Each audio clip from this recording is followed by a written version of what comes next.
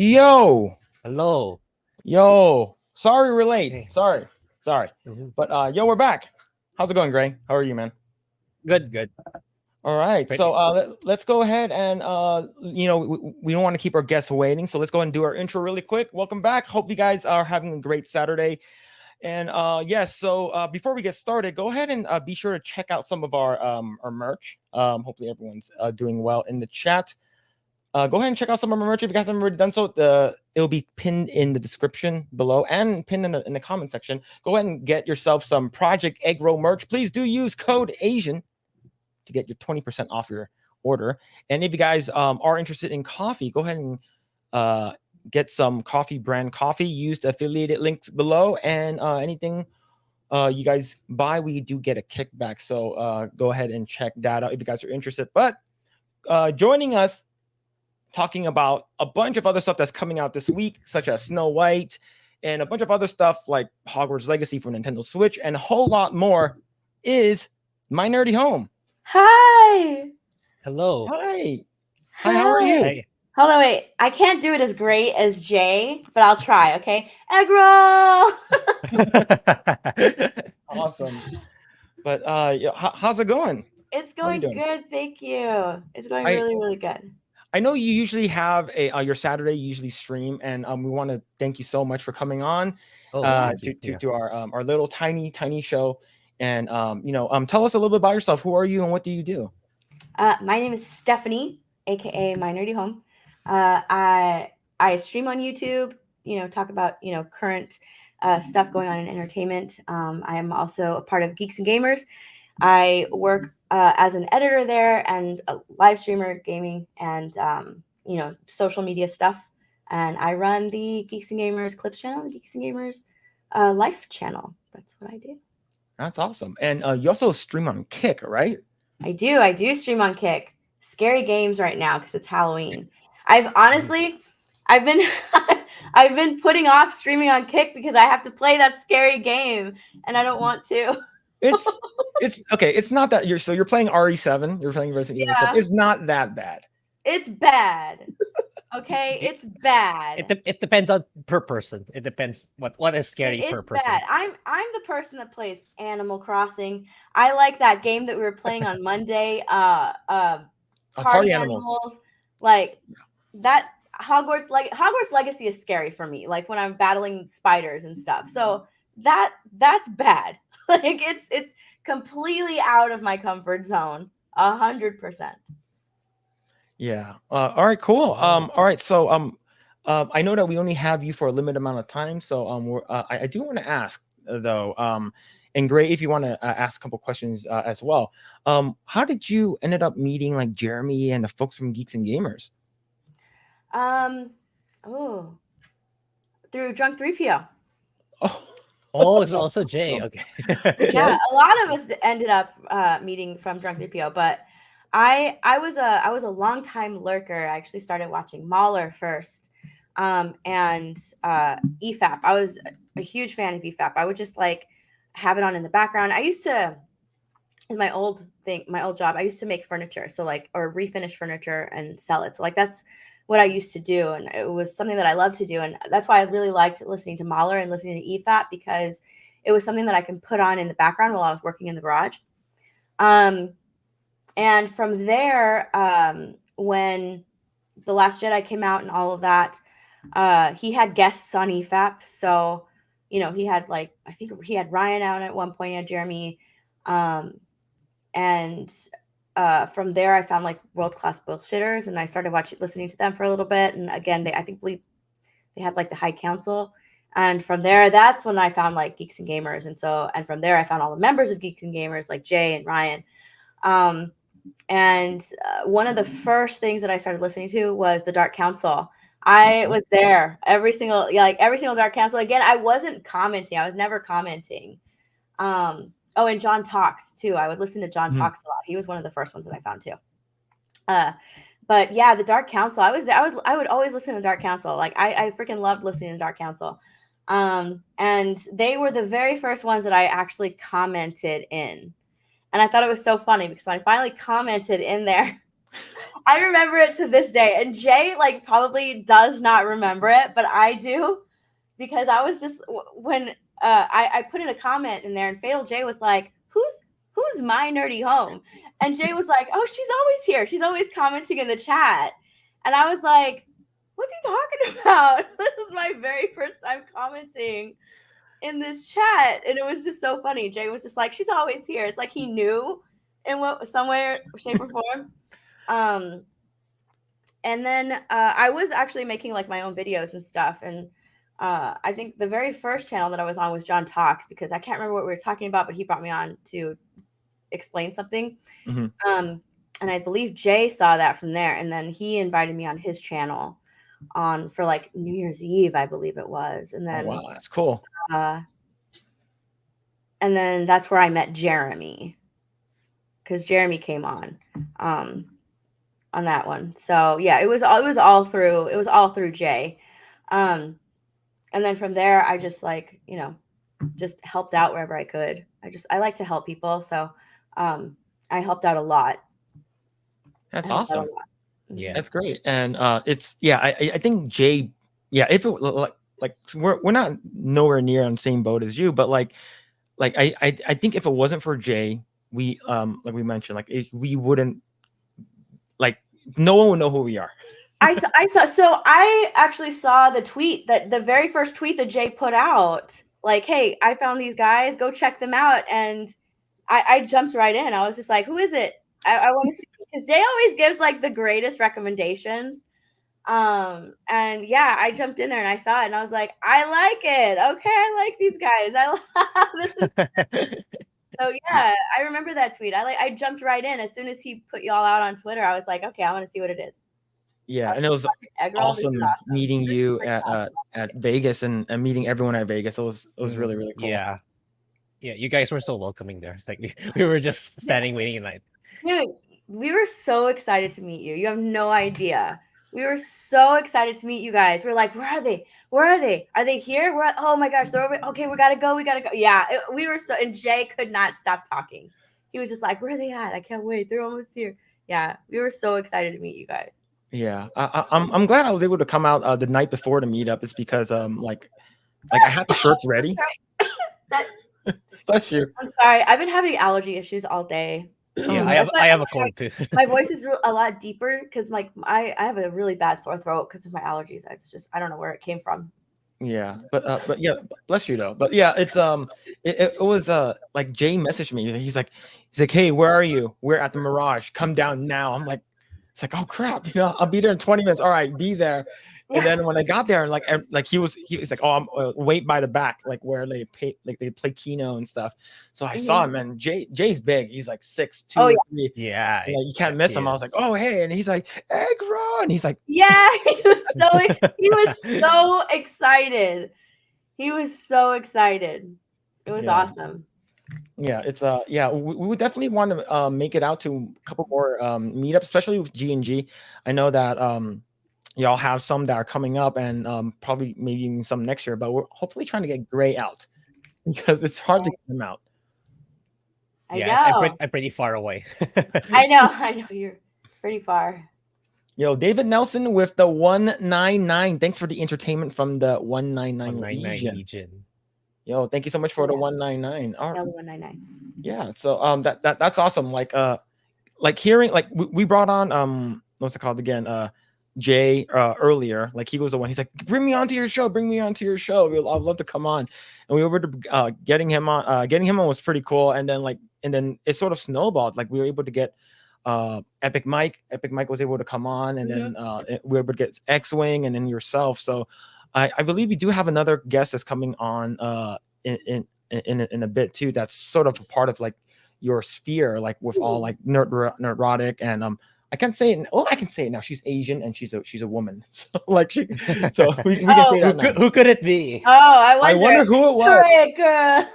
Yeah, we bowed to one another at the Vegas.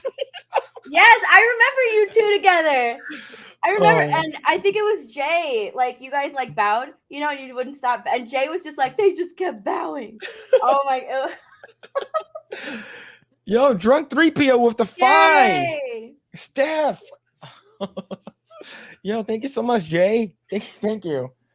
And you got some memberships that are coming in. Thank you so much for the the three The months. 3 months and Yeah, the gifted membership. and the Thank you. gifted. Yo, thank you so much for that.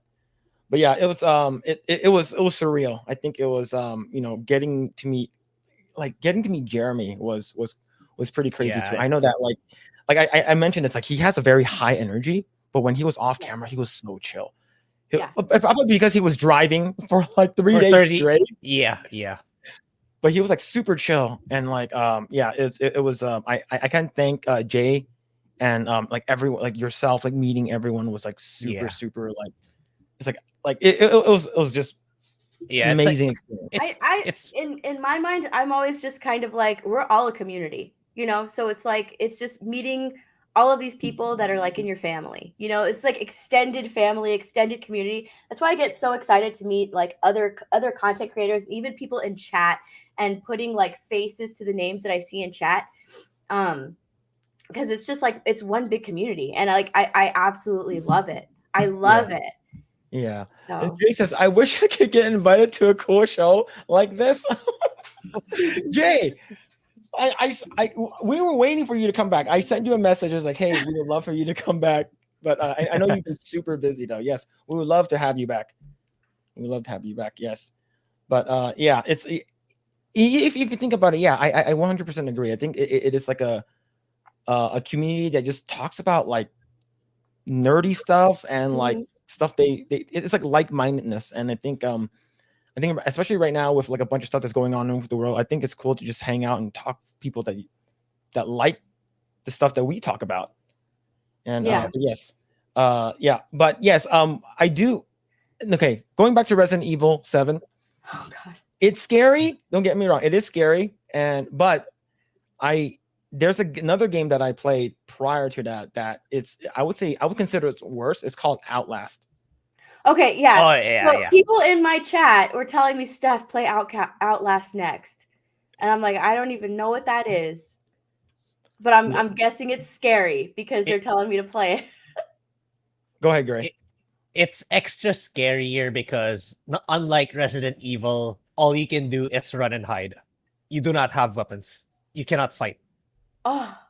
Yeah. Yeah. So you're just running and hiding? Running and hiding. Yep. Yeah, in an asylum. Then you're trying to uncover what happened in that asylum. Then crazy inmates are after you and other cultists. So you hide and you uncover stuff that you can't defend yourself at all. You can't fight, nothing. Yeah, it's like there's a locked door. So you need to find a way to open that door while running away from all those enemies and hiding. Oh no. Yeah, and the thing is, you have a night vision camera, but the thing is you can't see if your battery runs out, so you need to run around the place if your battery runs out. So that's the crappy part too. It's like you can't fight back, and you need to find battery so you can see. You're like, no. This is just a big no. Just put up the nope meme. Like that's it. The nope gif. That's me right now. Nope. Yeah. Not gonna do it. Yo, the Rogue Attraction says just bring up Culver's. Jeremy will perk right up. Yep. Okay. Is it okay? I've never had Culver's. Is it good? It's all right. I don't know. Like, I guess if you like burgers. See, I don't eat burgers a lot. So when I go to Culver's, I have chicken tenders all the time.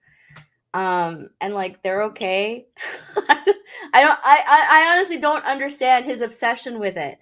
I have no idea why he loves it. He eats it every single day. Wait, every single Really? day he goes to Culver's. He eats it every day. And I don't understand it. I don't get it. I don't understand it.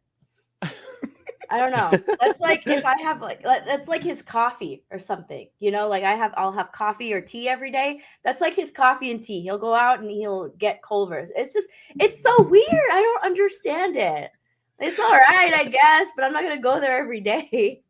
And he's very specific too when it comes to his food, right?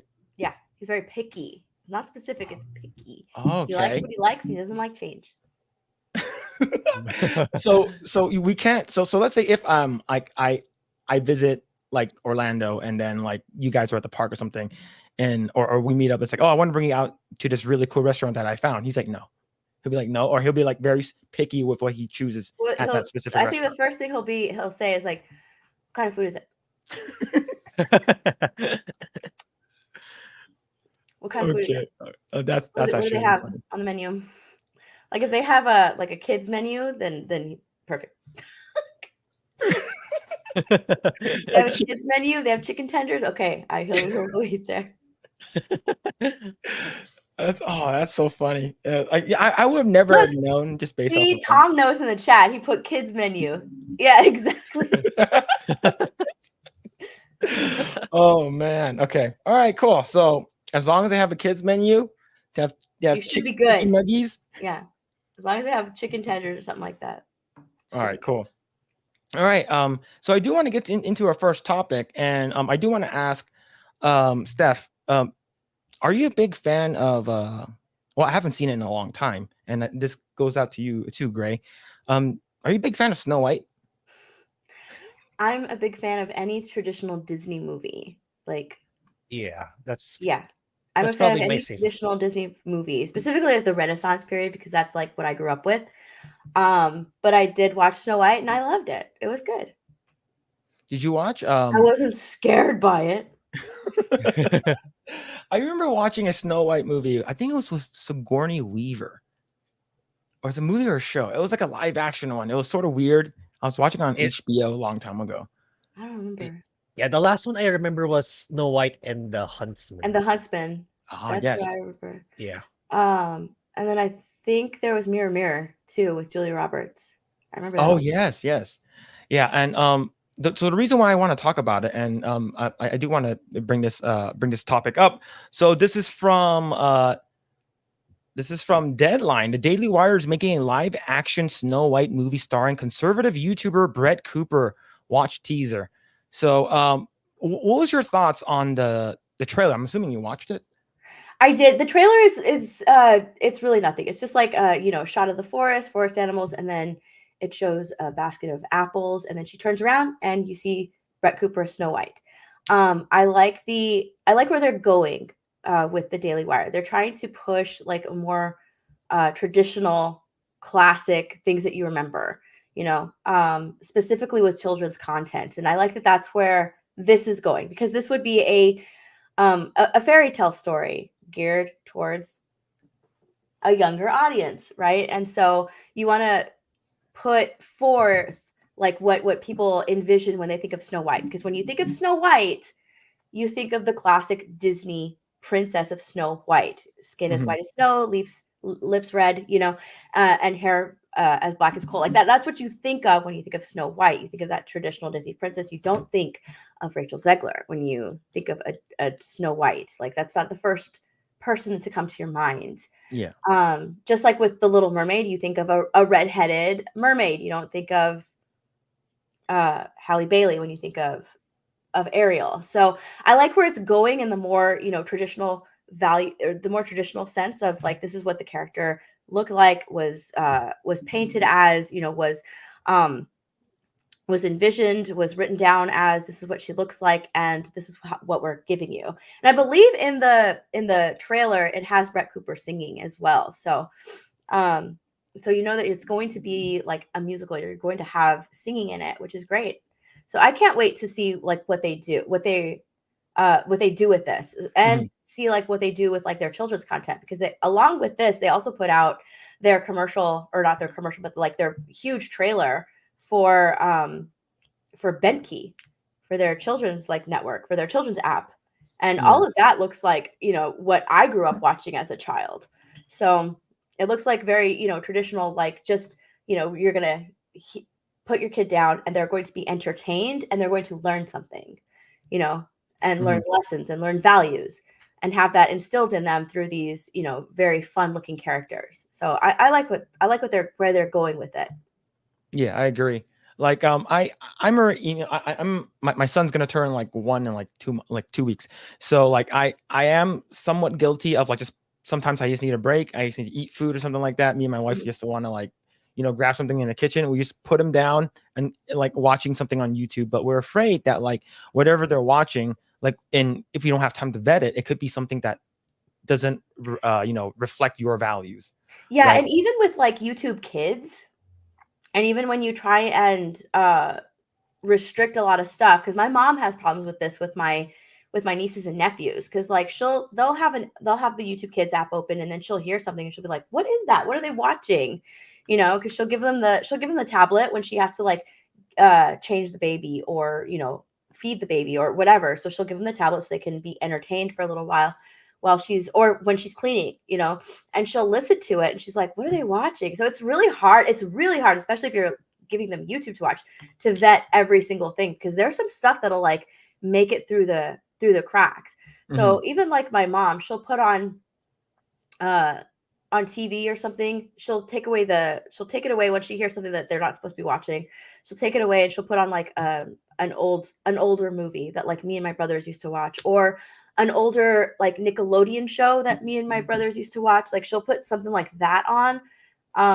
Nothing new, unfortunately, because she'll listen to some of the new stuff and she just doesn't like it. Yeah, like I can't like watch anything that's like new Nickelodeon stuff. I can't watch any of that kind of stuff anymore. Same thing with like a bunch of new Disney stuff. So like even though like we're watching, like she's like we're watching Miss Rachel, so it's like a YouTube thing that's a kids learning thing. Are there like a person in there that's like transgender or non-binary? Yeah, there's a singer in there that is, but they don't say, hey, I'm this, I'm that, and they don't preach that to your kid. And I think if it's like that, I think we're fine with it.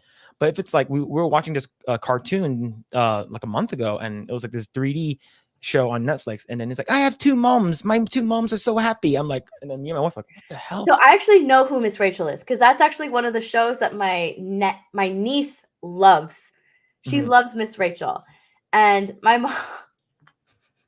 And the reason I know about Miss Rachel is because my mom, I was at her house and she's like, look at this, Stephanie. Look at what my niece's name. Look at what she likes to watch on TV. You could do that. Change your YouTube channel and do this. You can do that. I'm not going to do that, Mom.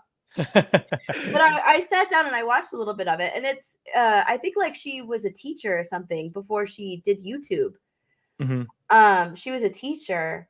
And that's how like she built her YouTube channel. She used like some of the stuff that she like, and she homeschooled her kid or something like that as well.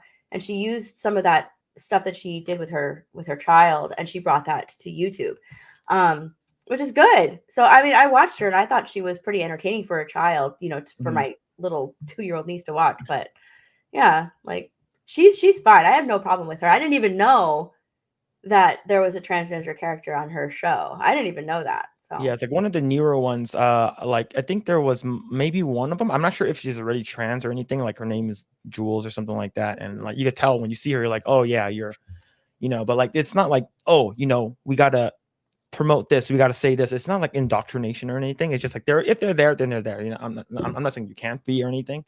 But yeah. Yeah, see, that's how I look at a lot of stuff. Like if they're there, then like the character is there, and it just happens to be played by this person.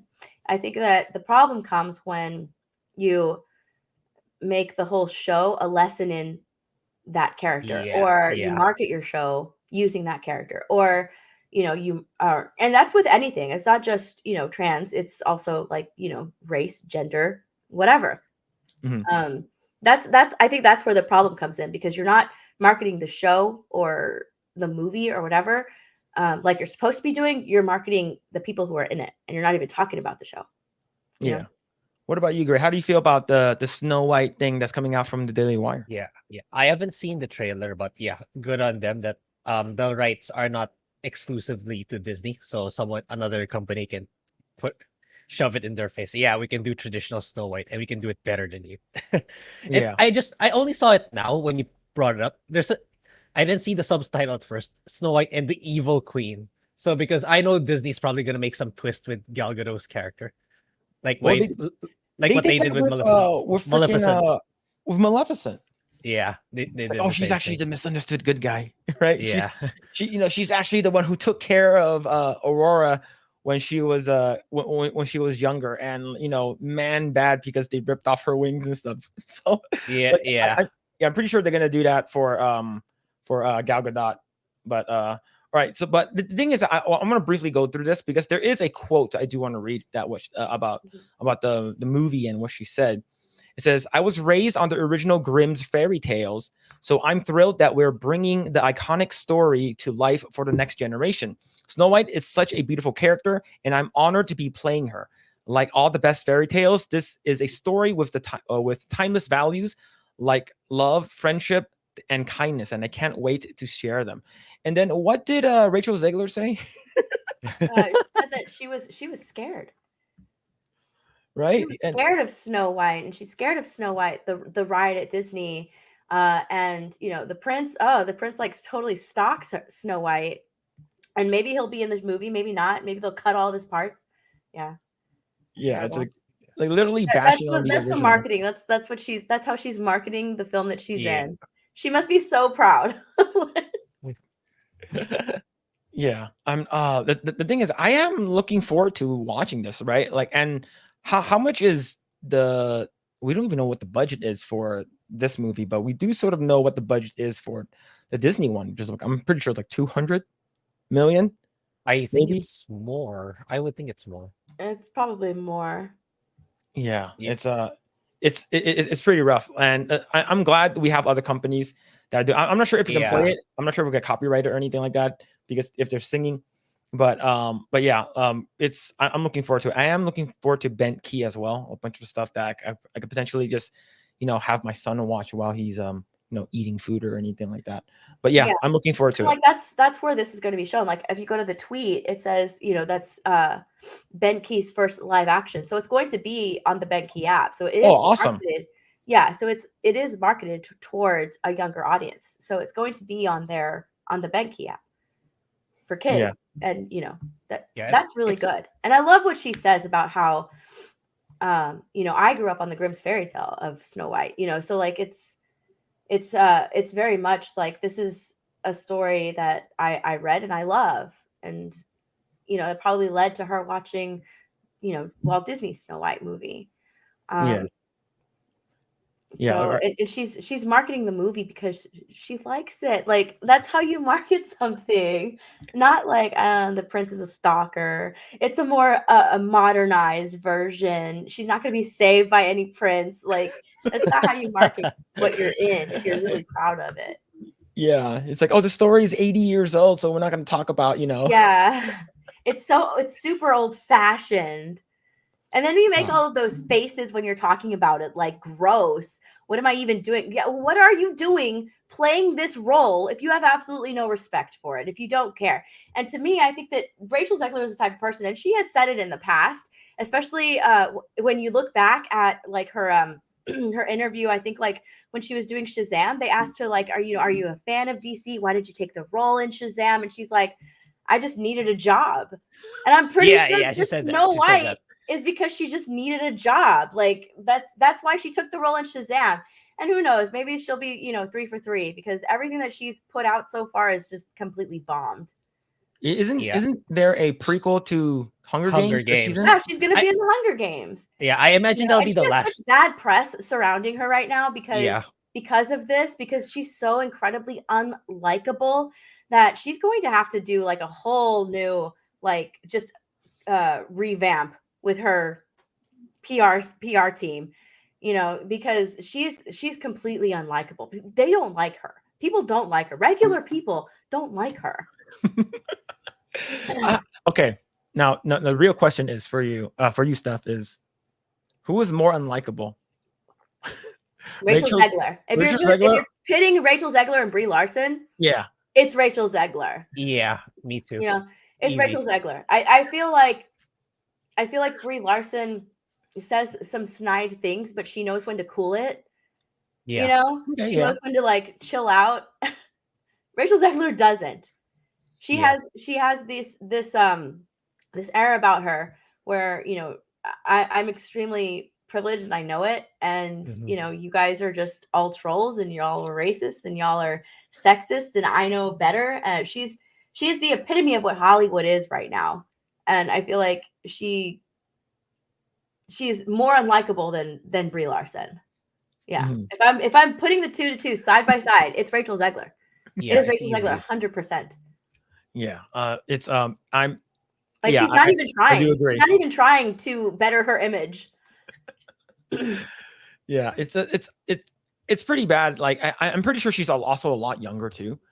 Oh yeah. Like, Yeah. she might be like I know And with she's that, early I early believe that, like, with 20s. that young age comes that arrogance. Like, I can do whatever I want. I Agreed. can say whatever I want. I don't have the life experience, to know better.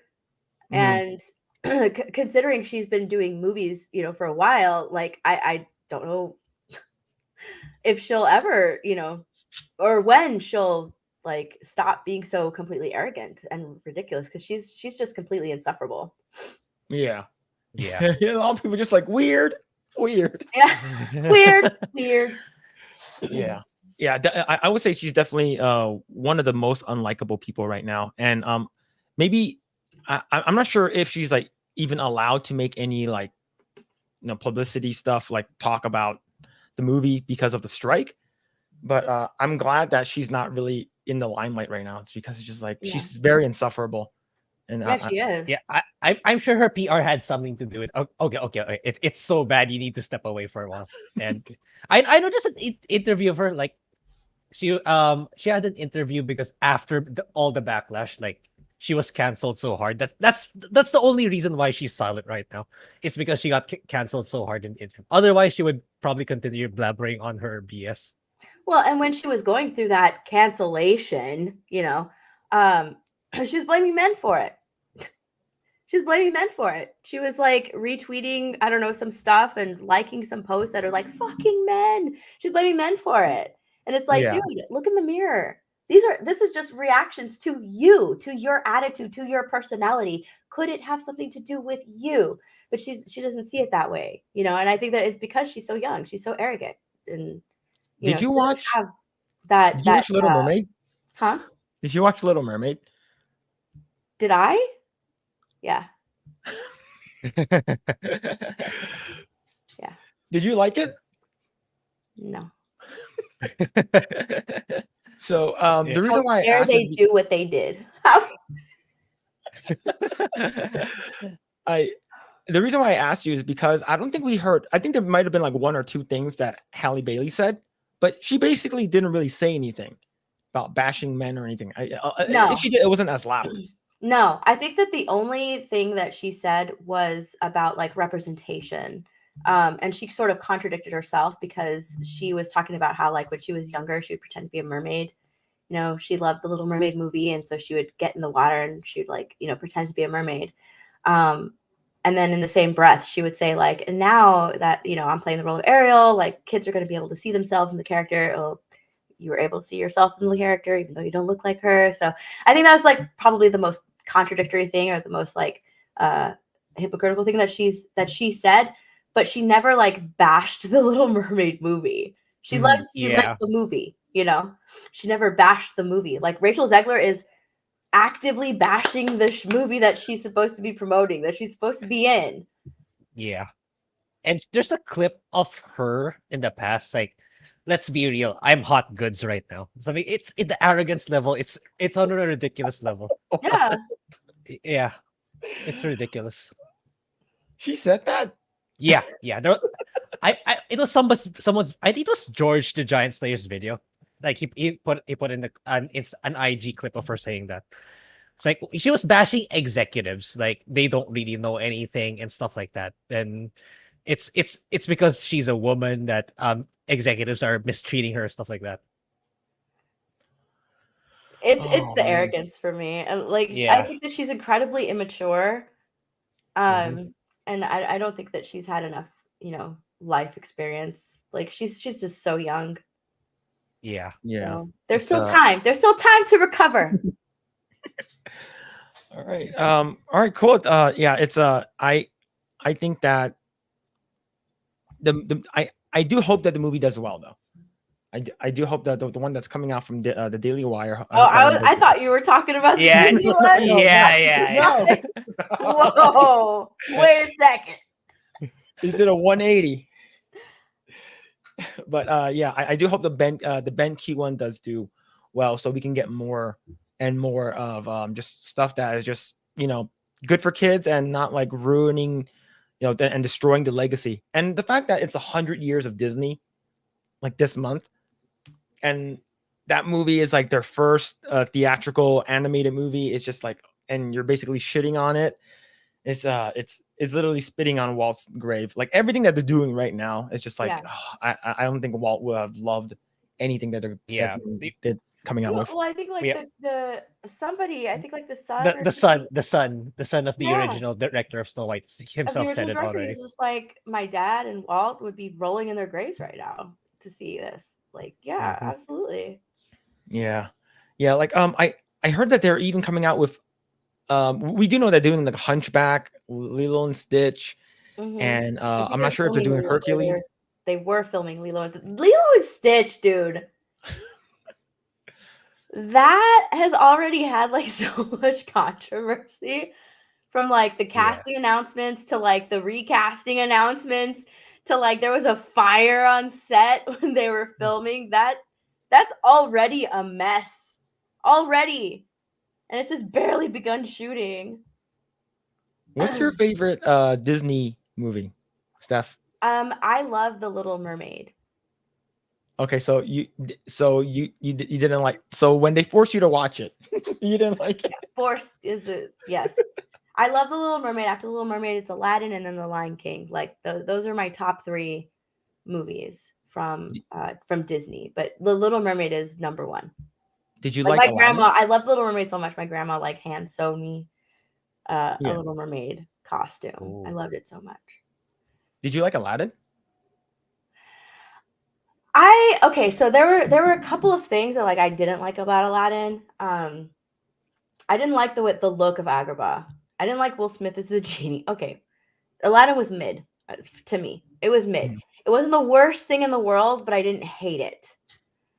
I like the guy who they cast as Aladdin. I thought he was great. I thought he looked like Aladdin. I loved, because Aladdin was like he was crush worthy as a cartoon. He was crush worthy as an animation. I wanted to see him like in that live action looking good, right? They better cast someone good, and they cast a really good guy as Aladdin. I like the girl that played Jasmine. I loved her voice, even though her song was kind of stupid. I don't mind the song alone by itself. I like it. In the movie, it's kind of dumb, and like I don't know. It was a mid movie. I didn't hate it, but I didn't love it. So there were a lot of things that I didn't like about it, but I think The Little Mermaid was so much worse. Yeah, definitely. Yeah. I paid money to watch that movie. It sucked. So did I. Yeah. Oh man, I was so mad. Yeah, go ahead, Grae. What were you gonna say? Yeah. I was gonna say, right, Phil, you watched it first. He watched it a week before I did, so there was a week in the podcast saying I have some choice words about Little Mermaid. I was like, oh, okay, it was that bad. Then the next week, I also watched it. I told him, dude, you were being too nice. It's so bad. Because what I did is I watched the original, then the live action right away. You can really tell the difference, how far it has fallen. Because like the Eric song was really bad, was terrible. It was Dude, incredibly the guy that they unnecessary. cast as Prince Eric just pissed me off. It pissed me off. I was like, he should be dreamy. This man, like light skin, dark hair, tall, dark, and handsome. Like, let's go, Prince Eric. He was ugly. I didn't like him. Like, no, that is not my Prince Eric. No, thank you. Like, at least get like, I know Matt Bomer was like is too old to play Prince Eric, but someone that looks like him, maybe a young Henry Cavill. The guy that they cast to play the young Superman, he would have been perfect for Prince Eric. Yeah. But no, they got like the most generic like looking guy, and his song just did not fit. Yeah. It was too modern. It was too modernized. I don't like that they started off the movie with that quote of a mermaid's tears. Like, what? Get out of here. Get out of here with that. And then they started off the movie with, instead of Fathoms Below, that happy song. You know, we got this, the wind in our hair. We're at sea. They're all excited. You know, Eric's excited to be at sea. And the guys that he has on his ship with him are singing and, you know, talking about King Triton and talking about the mythological mermaids, and that's how Eric learns about them. No, they're like trying to kill a mermaid. Like, what are you doing? That's not how you start a movie. But it's because they wanted Halle Bailey's song to be the first song that you hear in the movie. But like, it doesn't make sense. I didn't like that. They should have started it really happy, but no. Let's kill a mermaid after we tell you about her tears in this quote at the beginning of the movie. Like, that's so dumb. Now, someone did ask, what about the Lion King live action remake? That was terrible. I'm so done with like the realism, the realistic look of these animals. Like, there's nothing wrong with making them look cartoonish. You know, you're gonna do live action, that's fine. Give them some expressions. Like, there was nothing. It was so dull. That's what made the movie so dull. It's bad enough that some of that Mufasa sounds like he's, you know, because they got James Earl Jones. God, I was blanking. They got him to come back, and he sounds really old. He doesn't have like that robustness, you know, in his voice like he did when he was younger and originally playing the voice of Mufasa.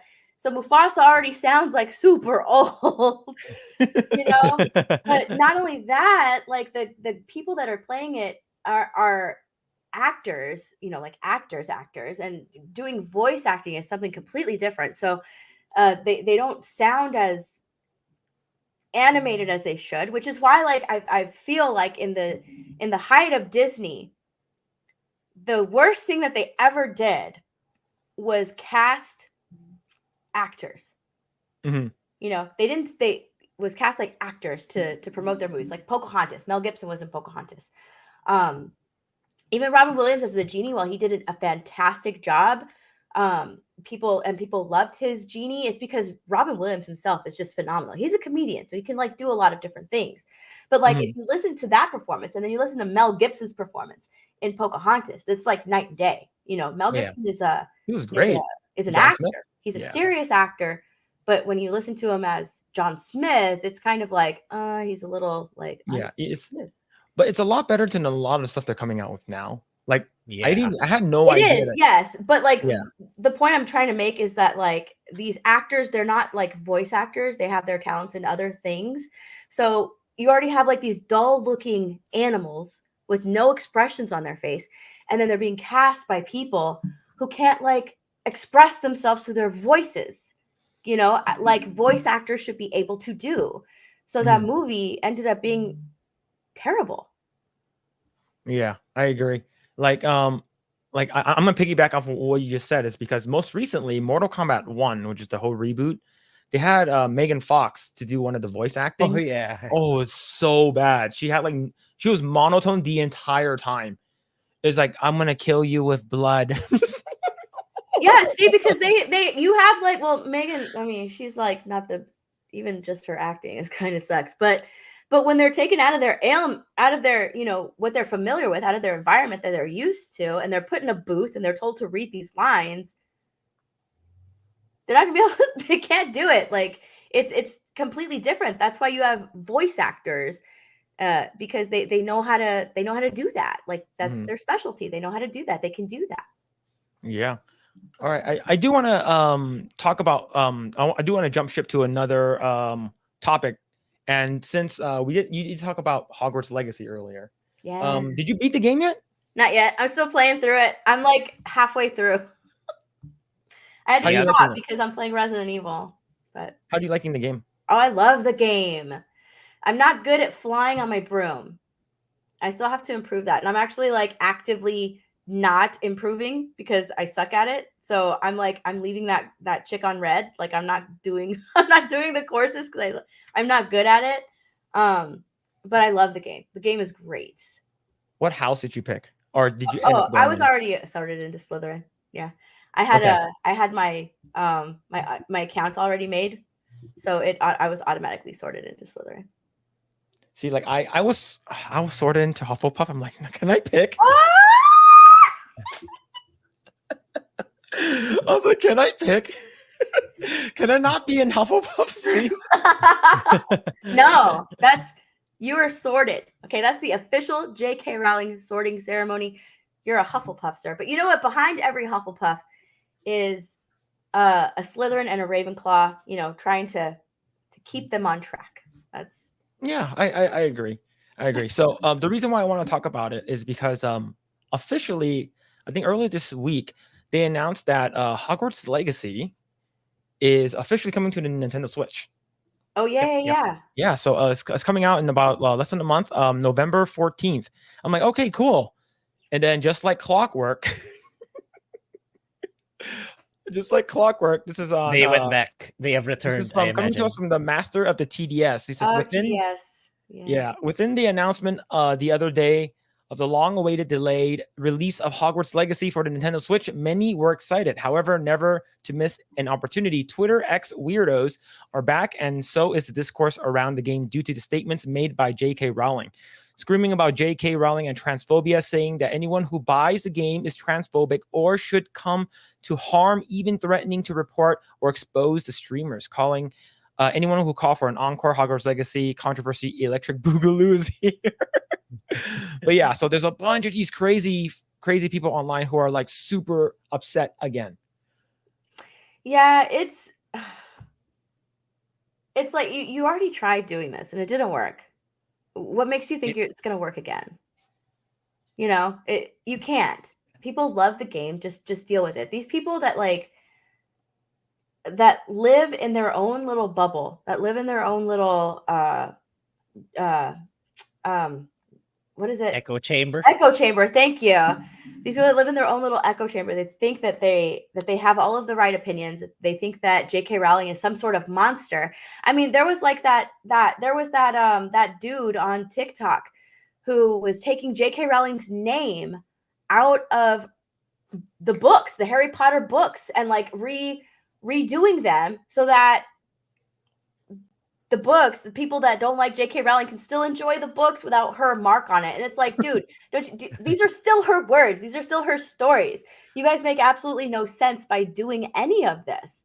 You know, it's still her. It still came from J.K. Rowling. And the fact that they're like, you have to enjoy it without J.K. Rowling, or please don't send J.K. Rowling any royalties. It's like you can't stop it from happening. You know, just because you don't like her opinions doesn't mean that other people can't enjoy playing this game. You don't like her opinions, that's a you problem. You don't play the game, that's fine. But don't try and make your problem everybody else's problem. You know, by like going to these streamers' streams and trying to cancel them or trying to report their account or whatever, just because you don't like J.K. Rowling. That makes it's so stupid.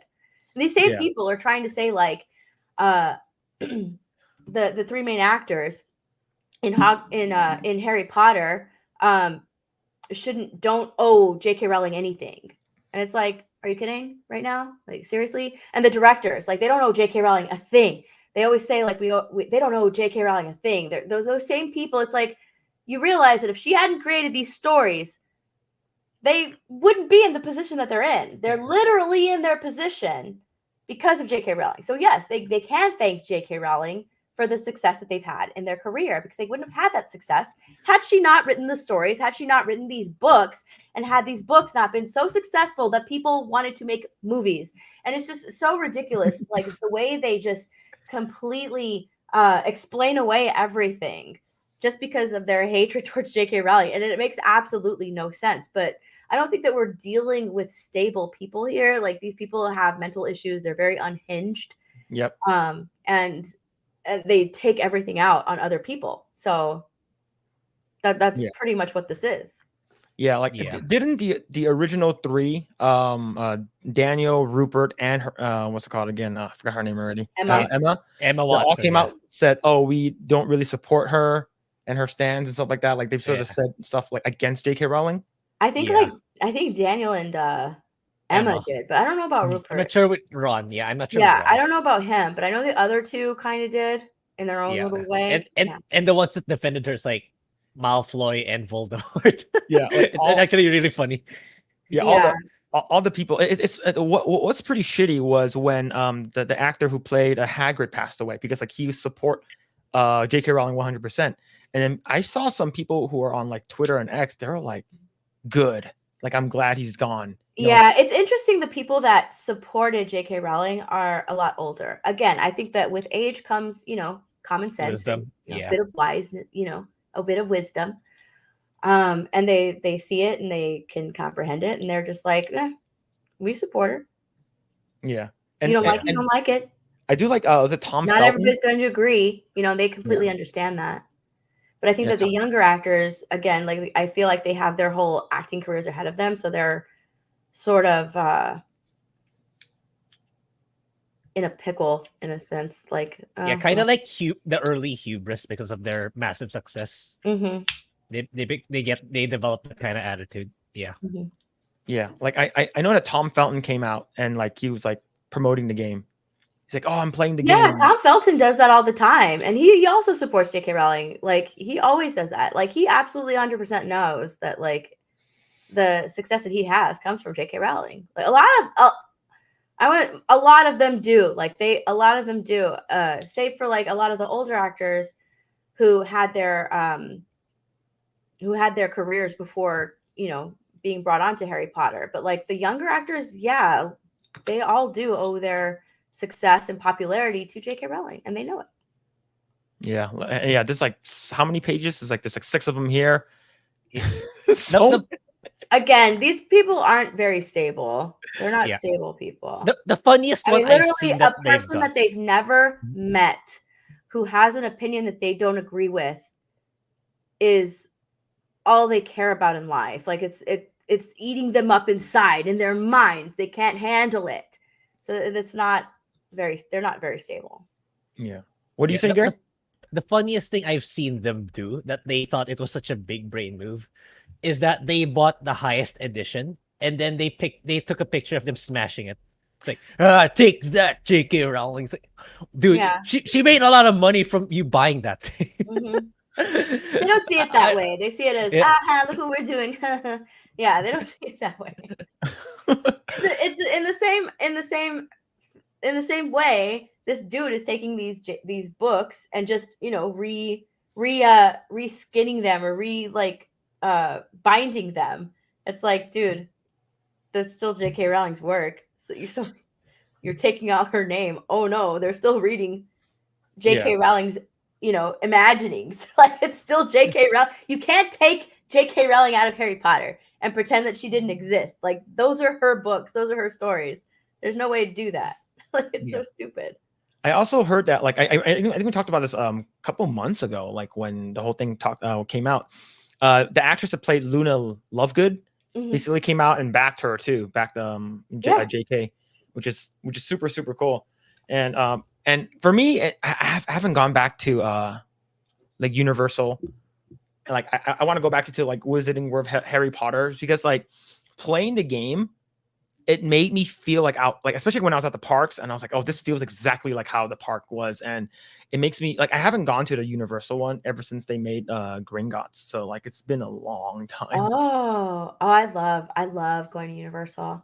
I'm waiting for it to get like really chilly because I want to pull out my robe and finally go in my robe in my Slytherin robe, because it's just way too hot. And I see people like walking around in the robes. I'm like, how are they even doing that? Like I'm wearing a tank top and like some leggings. Like I'm freaking hot, and they're wearing these robes. So I'm waiting for it to get cooler so that way I can go out in my Slytherin robes. Is this how hot is it in Florida right now?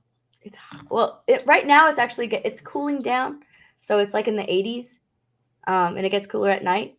But yeah, you see people in the summer wearing that stuff, and it's like, no way, I'm in my house. Like I'm not even getting out of here. Grae, have you been to you've been to Universal for the Mario stuff? Did you get to go to the I went there for, I think that's my second or third time. It's pretty good. I was with my mom and auntie, and yeah, you could see people buying Harry Potter merch, and yeah, it's still pretty active. despite what these people are saying that Yeah. yeah, you're not gonna stop people from liking J.K. Rowling's universe. No. No, I mean, especially the ones I grew up with it. Like I grew up with the Harry Potter movies. I love them. And the Harry Potter, like Hogsmeade and Diagon Alley, they're like the busiest parts of the park. They're always full of people. Always. Every single day they're full of, even still, they're full of people. So they can't, there's nothing they can do about that. And I think that eats away at them, which is why they lash out on Twitter, because they know that they're failing. Yeah. Yeah. Like You know? I have a friend who was like extremely like super woke, and like she used to be at Imagineering, and I remember during my time at Disney Interactive I had lunch with her, and she was like, oh, I'm sort of done here at Imagineering. I sort of want a different job. And during that time I worked at Universal, and I know the girl who she I think she's currently working on a bunch of the new stuff that's happening in Universal. Like she started doing like a bunch of engineering stuff. I was like, oh, I can talk to her. And she's like, oh, I would love to be a part of Harry Potter. Like I will love it. I would love it. And then with the whole turf thing came out with J.K. Rowling, all of a sudden she was like, trans women are women, and you're a turf and stuff like that. And just like, oh wow, and the reason why they're so upset is because they probably thought that J.K. was on their side. And it's like, and they can't believe that something they made and they loved growing up, like the person who made it is not on your side and does not think the same thing. So it fractures their reality. So I think that's the reason why they're super upset. Yeah. And it's not like J.K. Rowling is saying anything controversial. She's not saying anything controversial. She's literally like saying like, hey, biology exists. Men are men, women are women. And like she's J.K. Rowling is a feminist. She's a huge feminist, and she's just saying like women should be protected. Women should have their spaces. Those spaces shouldn't allow men in those spaces, because women can get hurt. Men should stay out of women's prisons. Like they're not controversial statements. She is fighting for women, but she's not fighting for them the way that these people want her to, which is what they have a problem with. Mm-hmm. Like J.K. Rowling is a feminist. She's a feminist, but she's just not saying the correct things. They want you to reject everything that you grew up learning. They want you to reject biology, reject science, and she's not doing that. Yeah. How do you feel, Grae? Like, do you think that do you think wait, speaking of J.K. Rowling, didn't she say earlier this week that if she doesn't mind getting thrown in jail for the things she said about like feminism? Yeah, she did. Yeah. Holy crap, that's insane. Mm-hmm. That's like it's funny is because I'm gonna link it a little bit. Trump said something similar.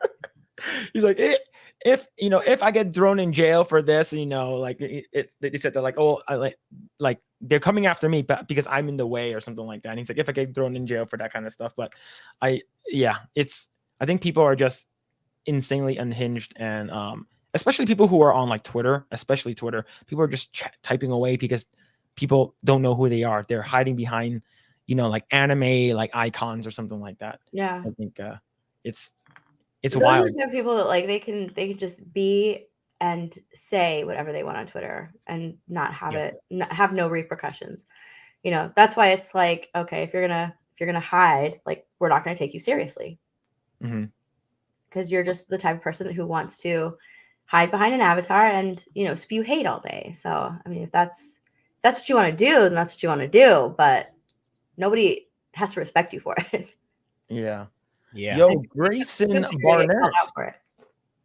Yeah. Yo, with the $9.99, the activists run out of shit to do once they accomplish their initial goal, and they feel unimportant and they're unemployed, and it just spirals into insanity. Happens every time these freaks appear. Yeah. And they'll look for the next thing to get outraged over so that they'll be in the spotlight again. Yeah, they're just waiting to be offended. That's all they are. Yep. In a state of waiting to be offended by something. Yep. All right. So we're at the. I do know that you have to go. So our. I can stay a little while longer. Okay. All right, cool. But yeah. Once again, Steph, thank you so much for hanging out. It's always nice chatting with like-minded folks. And even though sometimes me and Grae don't always agree, it's always good to just, we're just passionate about the stuff that we talk about, right? The conversations are important, so even if you disagree. Yeah. Okay. So I do want to talk about this because our Project Eggroll account got blocked by this guy. So I do want to talk about it. So DC is sort of running into a couple of issues right now, and this comes to us from Bouncing in the Comics. So the DC comic writer Tim Sheridan begs followers to purchase Gay Alan Scott, the Green Lantern series, to own Comicsgate. Okay, gosh. Yeah, so he did a video earlier. So I believe this is the cover, and he did a video earlier saying that how, hey friends, we gotta. Can you please buy my book? There's a lot of cool art that we did, and you should buy it. It's really really cool, and you support us, and this will own the comics gates, folks. This will that this it can prove that they're wrong and we are right. Please buy our stuff, please. How do you feel about this? Comics friends, queer friends, and allies. I need your help. Please share this and let's work together to deliver Comicsgate a big L. Oh my gosh. You know what? Here's what I think. Here's what I say to that. If you created something that people actually wanted, you wouldn't have to come on here and beg people to buy whatever you've created just to give just to deliver an L.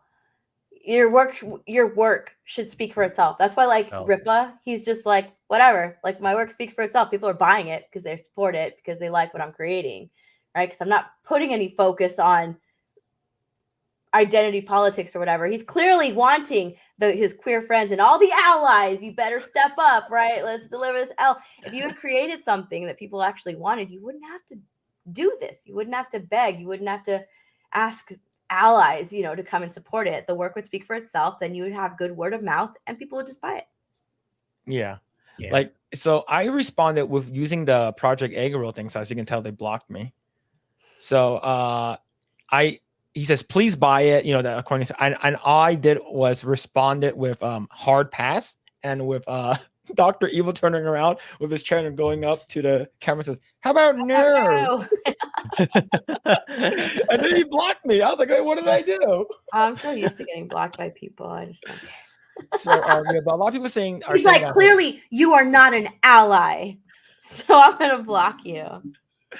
Yeah. So this is it right over here. He blocked me, and it's like I didn't do anything, right? So I believe if you actually go down to the actual video, he responds to everyone, like everyone who says no, I don't want to buy it. And he's like, how? And then he's like, calling people like dick bags or something. He was just super upset. So if you were to go down here, he responds to everyone. So of course you can't really reply anymore. It's because let's go to the quote. No, I don't want to do that. But yeah, if you go to the quote reposts, it's he's basically responding to every single person. I'm like, wow, like you're really seeking out like attention because of your. Well, I mean, the first thing that he did was limit replies, which is such a bitch move. To limit your replies, it's such a bitch move, and it almost guarantees that you're going to get like ratioed in your quote tweets. Yeah. So like you already know that he can't handle it. He can't deal with it. He can't deal with. I mean, even what you said is not even that bad, Yeah. It's not even that bad, but he's just like, I'm gonna block this person. How dare the hate. So it's a good thing that he limited his replies because he can't take it. He can't take it. Yeah. See, let's see what he said. He said Sheridan made his plea on X where he stated, I'm here to ask you a favor. The book comes out next DC Tuesday, October 24th, but already the haters and the queerphobes are out in force, doing everything they can to see that this book tanks. They use code and make it sound like they have legit problems with a book they haven't read yet. But the truth is that they just don't like that there is a queer hero in the upper ranks of the DCU. The only way that we can shut these people down is to make this book an undeniable success. The only way to prove the big publishers that there's a huge market for authentic stories about LGBTQIA plus characters, and these stories are for everyone, is to buy the heck out of these books. No thanks. Yeah, so it's like the art's pretty cool. Don't get me wrong. I think the art's pretty cool, but yeah. So he follow-ups over here in his tweet. It says, "For you innocents wondering what CG is, they're a hateful group of misogynist, queerphobic, racist a-holes who actively work to take down comics with any hint of diversity. They deserve a big loss. That would be the L I mentioned." I don't think it's gonna happen though. No. It's not gonna Yeah, happen. yeah, it's not. Yeah.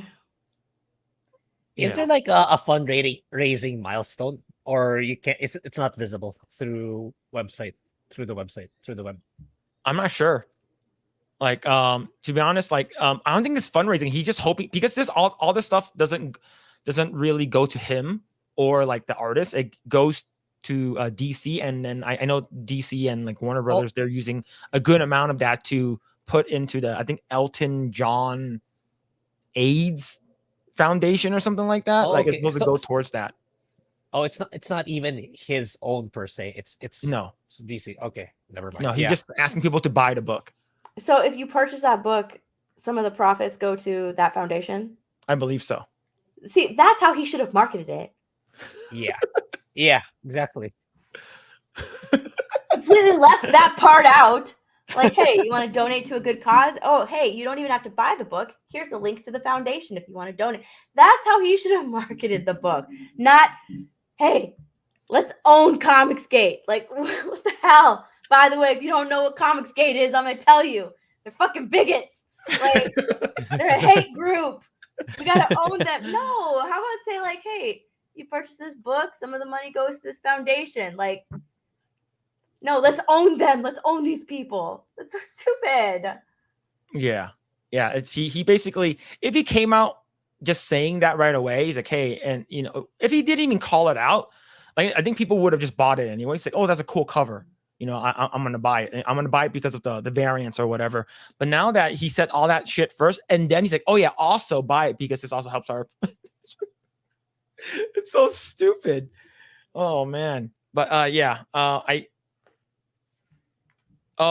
definitely a hard pass. It's not for me. Yep. Not for me. Yeah. Like, yeah. Oh.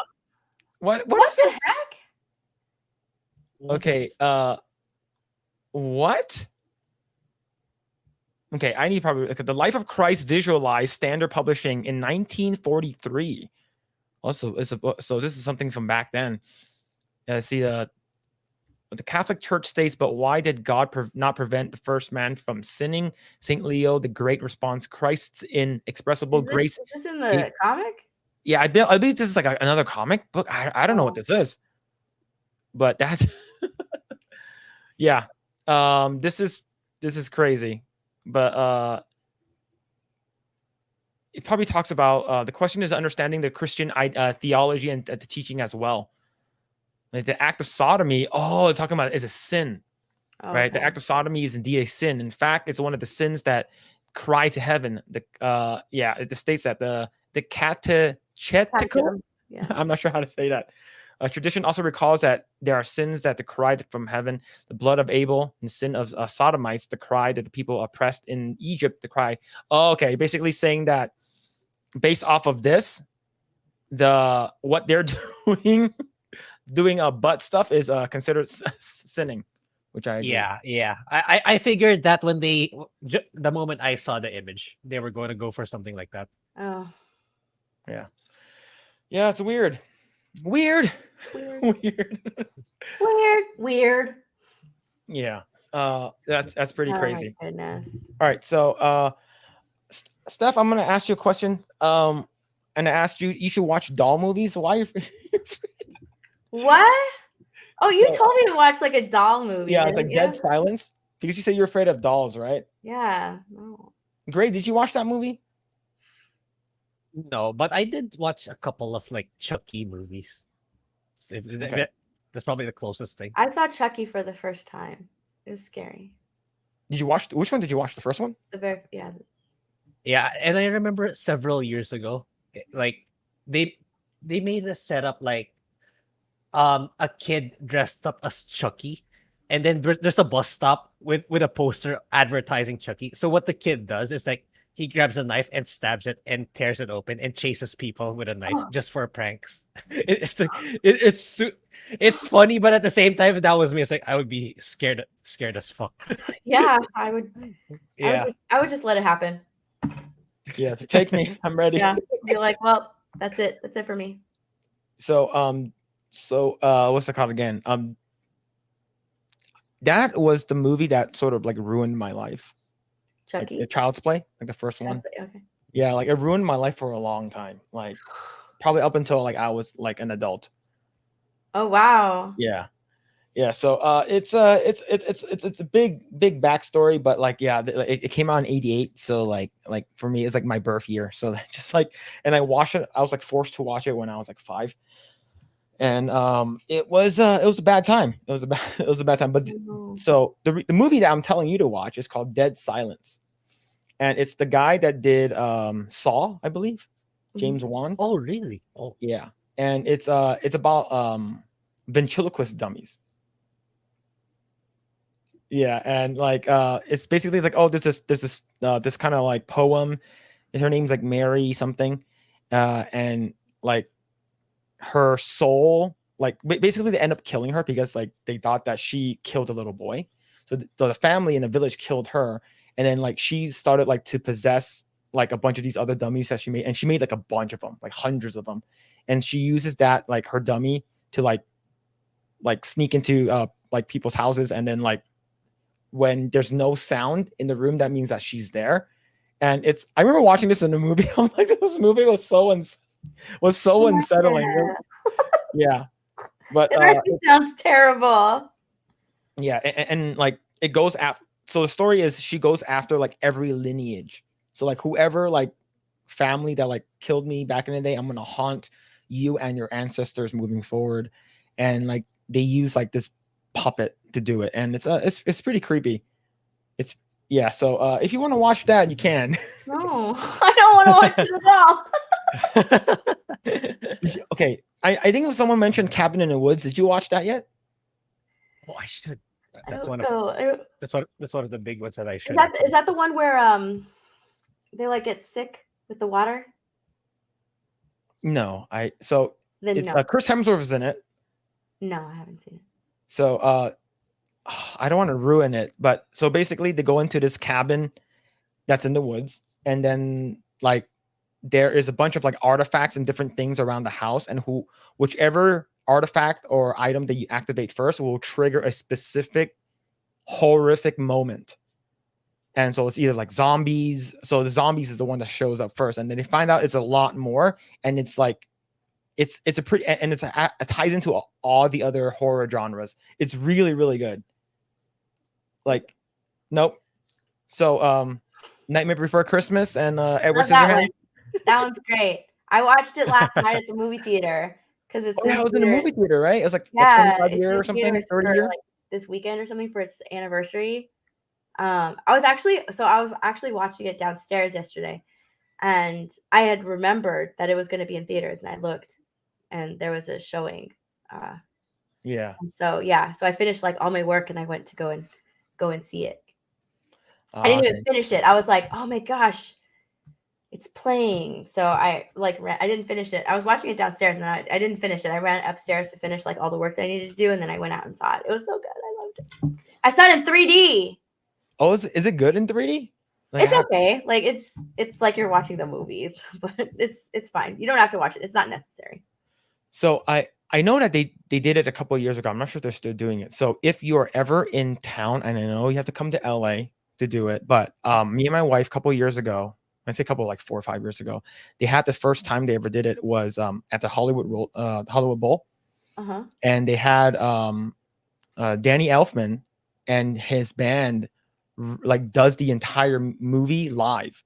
So they have the movie playing in the background. I've seen like concerts like that where they've done that with Harry Potter. I've seen that with some Christmas movies too. Yeah, I've seen that. I've never gone to one though. It'd be awesome to go to one. Yeah, so like he came out and then like he was singing it too. So he was singing all like Jack Skellington's parts. It was really cool, and I'm not sure if they brought in the other actors, but at the end, like as a surprise, they brought in like Oingo Boingo, which is like his personal band, and like they started playing music and stuff like that. It was pretty wild, and it was on Halloween Day, so like we were dressed up as Lock, Stock, and Barrel. Oh heck yeah! But yeah, it was pretty cool though. But let's see. Have you Grae, watched The Greatest Showman yet? Well, I've been told I haven't. No. You gotta watch it. It's good. I've been telling him to watch The Greatest Showman. Yeah, like I was listening to that song that you had on your Instagram story. I'm like, this song is really good. So where's it from? Yeah, it is good. I love all the music in that. I like musicals. Like I love musicals, and when I saw that one, I was just like, whoa, so good. It's so not true. Like the story of compared. Yeah, I know the real life event wasn't as rosy. Yeah, it's totally not true. Putting it lightly, but like the music in it is really good, and Hugh Jackman did a really good job. Zac Efron finally came back and sang. It's such a good movie. You should watch it. Date night. I will try to remember to watch it. So much on my backlog that I haven't even watched it. I've even watched Spaceballs, and someone mentioned it in the chat. I still need to watch that. I've never seen it. Yeah, I've never seen it either.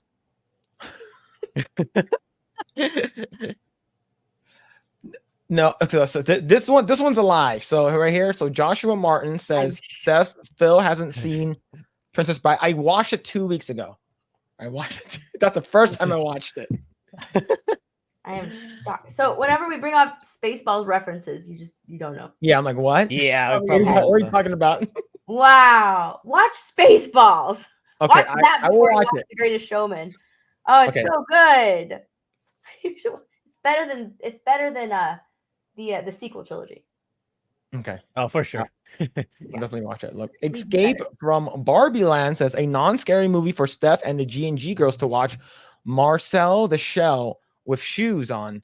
Other recommendations are Coraline and Paranorman. Okay, I actually saw Coraline the other night for the first time because I hadn't seen it because it looked too scary. But I loved it. And then I haven't seen Paranorman, so maybe I'll watch that too. Paranorman's pretty good. Yeah, all of these Leica stuff is they're all really good. Coraline was a little creepy. I didn't watch it the first time maybe 5 years ago. And I'm like, okay, it's creepy, but it's good. Yeah, I did really like it. It was creepy, but I loved it. Yeah. Okay. Speaking of Coraline, I think the closest thing to that, I'm not sure, maybe it could be scarier. Have you heard of? And this could be a good game for you to play too, Steph. Little Nightmares. Have you played that yet? I haven't played that, but I think I saw someone who was playing it. Was it X-Ray Girl? Someone was playing Little Nightmares. It actually looks cute. Yeah, and it's very short. You can finish it in like 1 to 2 streams. Oh, it's pretty short. It's pretty short. Yeah, and there's 2 of them too. So like there's 1 and 2. Yeah, I only played the first one, but I haven't played the second one. Yeah, but it's good though. So Steph, you said you're a big musical fan. Yeah. Did you watched High School Musical, didn't you? Mm-hmm. So here's the thing. I worked at Disney in 2008. And all of my coworkers kept singing a bunch of like High School Musical stuff and like Jonas Brothers stuff. I'm like, what are you guys talking about? Why aren't you guys singing like Bare Necessities and stuff? But they're super into it. I've never watched it. Are they okay? I do like musicals. I did watch like Wicked. Oh, and I love Book of Mormon. As Wicked a person who liked it, are those good at all? I like them. I mean, I view them in the same like lens as like Grease, you know, because I feel like it was Grease for like for younger kids, whatever. But I like them. I liked High School Musical. Yeah, Zac Efron is and like Troy Zac all Efron around. was so hot. And to be honest with you, look, no homo here. Okay, I'm not gay. I'm not gay, right? But like he blossomed, like especially like when he was in like when he got super buff. Like I think he was in like Bad Neighbors or something. Like it was. I think he buffed out. He really buffed out for Baywatch. Oh That's yeah, when he like got really buff. Before that, it was for I think it was like what was the one where he played like a frat yeah. I think it's like Terrible Neighbors or Bad Terrible Neighbors. Neighbors, a Bad Neighbor, something like Yeah. that. Yeah, he buffed up for that role too, and now he's like jacked because he's playing a wrestler. Yeah, he's playing like a wrestler, right, in his new movie. Yeah. Yeah, it's like it's pretty wild, and he sort of reminds me of like Let me look Jared up Zac Leto. Efron because I kind of want to. What is that movie? Grae is like, it's like, yeah, Phil's definitely gay now. But Yeah, because yeah. there's some chats in Rumble with Silent Kang and Dion M01. I'm listening while flying at 39,000 feet in the virtual skies. Cheers all. Yeah, thank you. We're being watched in an airplane. Our podcast being watched in an airplane. Yeah. So, Neighbors. So like but like I think like with Neighbors, he was building up the muscle that he like kind of lost. When did that he kind of lost when he was doing, because he was doing like a lot of dancing and stuff. But he put on a lot of muscle when he played like this Marine. He played a Marine and he put on muscle to play the Marine. And then from there, like he went to do Neighbor. So that was like his muscle, but then he just completely jacked up for Baywatch and then even more for this wrestling movie that he's doing. Yeah. Because like even he said that like when he was doing like the musicals, like all the High School Musicals, and when he did Hairspray, he was dancing so much that he was losing so much weight when he was doing that. Yeah, it's crazy. All right. How much more time would we have with you, Steph? I do have to get going just because I have like one more video to edit. Okay. All right. So all right. Then we can call it here for Steph. Thank you so much for coming on. I know that you said that you're gonna stay for an hour. You stayed for an hour and 22 minutes, and we definitely appreciate it. We definitely would love to have you back. And where can people find you? You find me on Kick, My Nerdy Home on Kick, on YouTube, Instagram, Twitter, all that awesome stuff. All at My Nerdy Home, same name. So, and then also check out Geeks and Gamers Life and Geeks and Gamers clips as well. Geeks and Gamers Life, that's the video that I have to edit right now. Yeah. And thank you so much, mods, for dropping the Steph's links in the chat. Yes. Thank you so much. Yeah.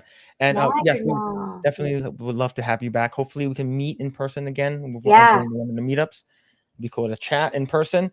And so, once again, thank you so much. And we would love to see you again. All right, awesome. I had a fun time. Yay. Okay. All right. Bye guys. Yeah. All right, cool. If you guys haven't already done so, go ahead and follow My Nerdy Home on it should be we do have her Kick link down below and her personal channel, but if you can follow all of the Geeks and Gamers Daily and stuff like that, she does all the clips. And thank you so much, Steph. And then we're probably gonna lose all of our viewers because now the girl's gone. Now the girl's gone. It's like, all right, going back to 10 viewers. See ya. Oh, nice. Another sausage party. Yeah. But all right. So Grae, did you what's it called again? Hear about the diversity, equity, and inclusion officer that Disney hired? No, but I imagine it's just another day at Disney at this point. I didn't know there was a new one. Yeah, so I do want to talk about this really quick. So we do know that earlier this year, coming from the New York Post. Disney diversity chief reportedly exits after woke policies controversies. And I believe her name is like LaTondra Newton. She's reportedly leaving the company, ending a 6-year stint at generated controversies at the a Mouse House, adopted woke policies, and alienated many of its core members. So the thing is that we talked about like a bunch of these companies letting people go, right? Yeah. Right. So Ryan did not get the job. Yeah. What? Yeah. Everyone always says like, yeah. Did Ryan finally get hired? Yeah. I don't think Ryan got hired for this one. Is it Ryan? Is it Ryan? Oh shit, man. That's so funny. But so yeah, we finally got a news. It comes from Variety. It says Disney names Tanisha Agramonte Chief Diversity Officer. So yeah, basically a made up position for diversity. How do you feel about this, Grae?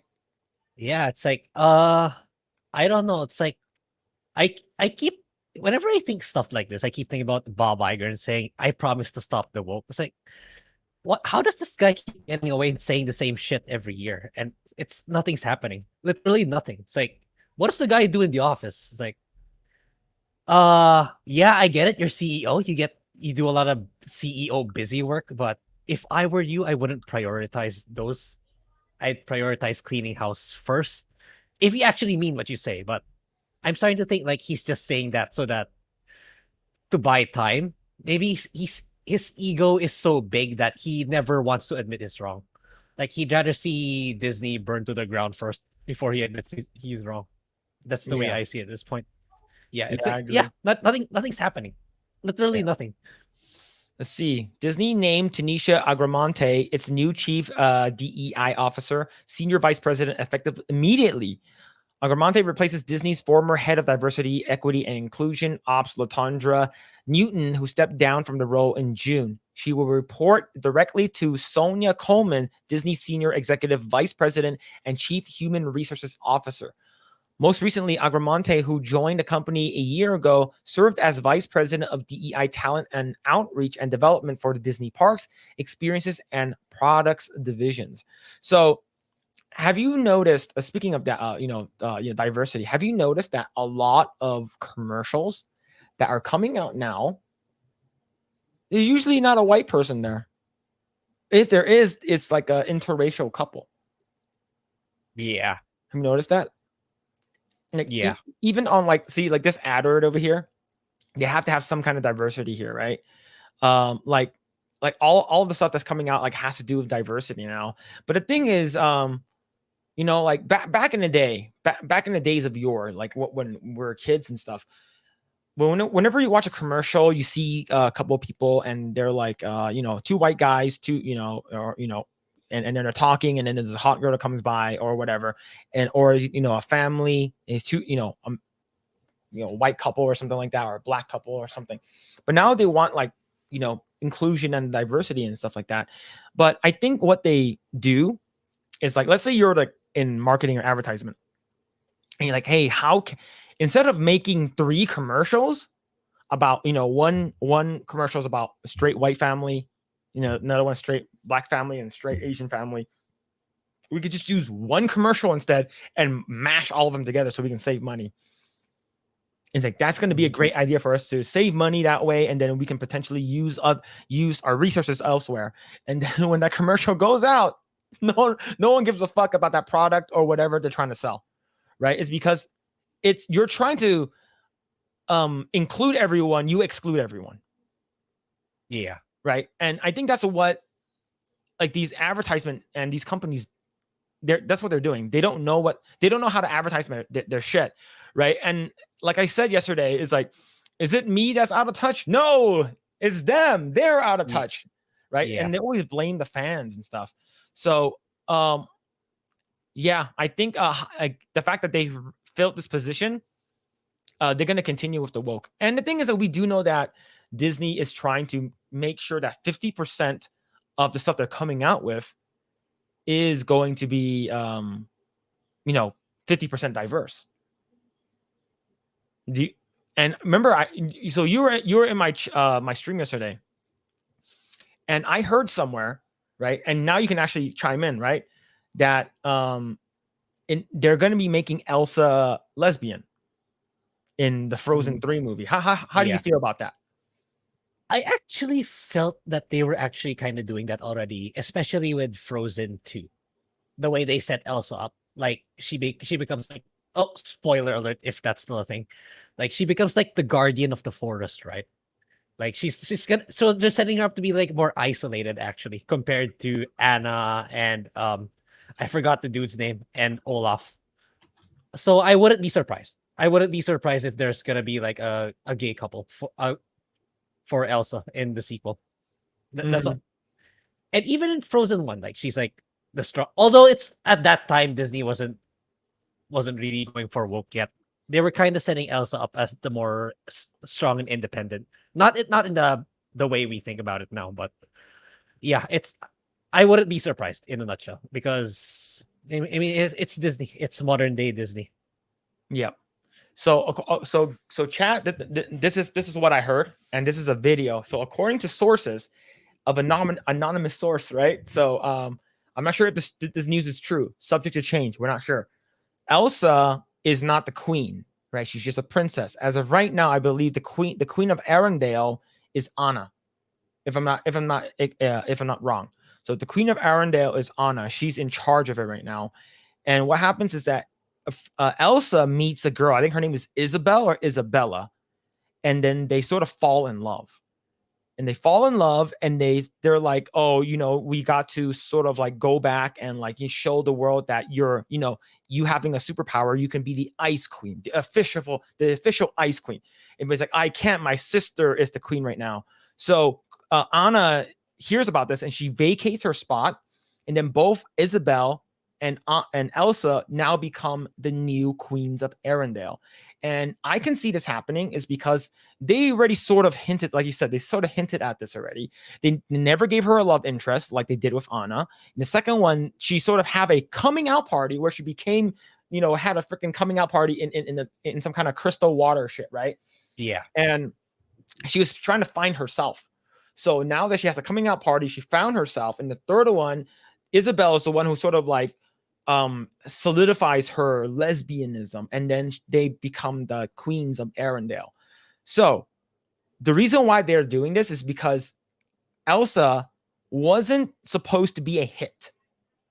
It wasn't. It was supposed. They wanted to be a hit, but it wasn't supposed to be a hit as it was basically what it became. It was so popular. It was everywhere. Right? It's one of the most popular like Disney IPs like that they had in the past 10 years. So now that they have that, Let It Go is one of the biggest songs. I think Into the Unknown was okay, but Frozen 1 did so well. Now that you have a mainstream princess that's legit, like, gonna be like a lesbian queen. So that's what I heard. And Frozen 3, how Elsa got her group. Yeah, I saw that too. It's actually pretty funny. Oh man, see, so Anna is a queen. Yes, yeah. So that's what I heard. And the thing is, I'm gonna read this IMDb thing over here. This is from 2019. Disney will finally give Elsa a girlfriend in Frozen 3. Frozen 2 arrives this fall, seeing the return of Elsa, Anna, Olaf, and the gang of her full first-length feature adventure since the worldwide sensation that was the 2013 original. In particular, Elsa has become a major LGBT icon for the relatable themes of her storyline in the first movie, with a lot of fans hoping that the Snow Queen of Arendelle will get a girlfriend in an upcoming sequel. So I think this story that I heard was supposed to be it was rumored, right? I think her name is Isabel. Yeah. The one you just read was an article in 2019. Yeah, this one is 2019. They were already playing with the idea. Yeah, I think it's Isabel or Isabella. I'm not 100% sure, but she's basically supposed to fall in love with a with another woman. So, but the thing is, I can see it. I can 100% see it happening. It's because of what's it called again, of what Disney is now. Yep. Right. Right here. Yes, Queen Slay, Stunning and Brave. Yeah, right. Let's see. Imagine coming out in the 1700s. I will get the wood and bring You you bring the the torch. torch. Yeah, I think Yeah. Frozen 2 songs were better. Right. Where Let It Go was it for one? Yeah, I think one had like 2 good songs, right? Yeah. The I like go ahead. Into the Unknown by Panic in the Disco. I think that was really good. That one was good. Yeah, that one was good. I do like it. Like Panic! At the Disco version was good. Okay, but yeah, as of right now, we're not sure what it is yet. But how much money did Frozen make? Oh yeah, a lot. I imagine. Let's see. I'm gonna check right now, really quick. All right, let's go and bring this up. Okay, opening. So Frozen made a total, so the budget was $150 million. Domestic was 400 million. International was 880. To worldwide is almost was it 1.3 billion dollars. Yeah. This was insane. I think Frozen 2 had a lot of fucking money too, right? It Yep. made a shit ton of money. Frozen 2, yeah, I made more. Yeah. Yeah, so 900, almost 1 billion international. Jeez, right? And the fact, like, I didn't really like Frozen 2 that much, and I didn't really like Frozen in general that much. My favorite, if you're talking about 3D, Tangled is top tier. I don't give a fuck what you say. Tangled is fucking good. And I don't know. I just really like Flynn Rider, and I also like Zachary Levi. So the smolder. yeah, The smolder. but yeah. See, so let's say if they are gonna make this an LGBTQ thing, they can outright come out and say it. I don't think, like, during the trailers, I don't think they can. This will alienate a lot of normie families. What do you think, Grae? Yeah, I can see it. I mean, they already have the prime example, Barbie. Right? They hid the toxic masculinity in all of their trailers. It's only in the movie that they went full blast on it. So I can see this having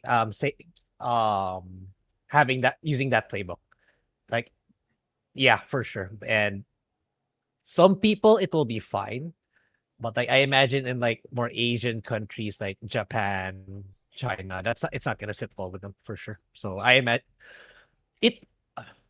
I don't know. It might still do well, but maybe not the 1 billion well. Or if it does, they're gonna have a much higher budget compared to these two movies. Yeah. Right. Like, Grae, did you like Frozen 1 or 2 better?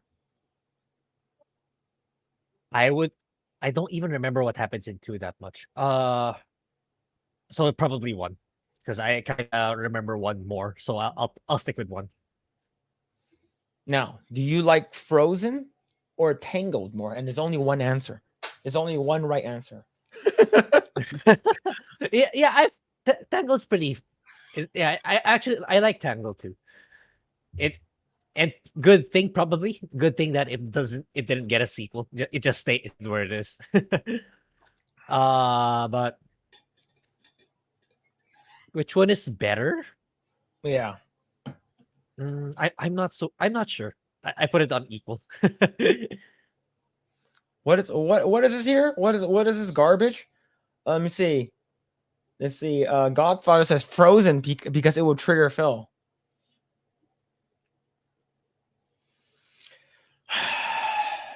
All right, I'll tell you why. I'll tell you why Frozen was good just for Let It Go.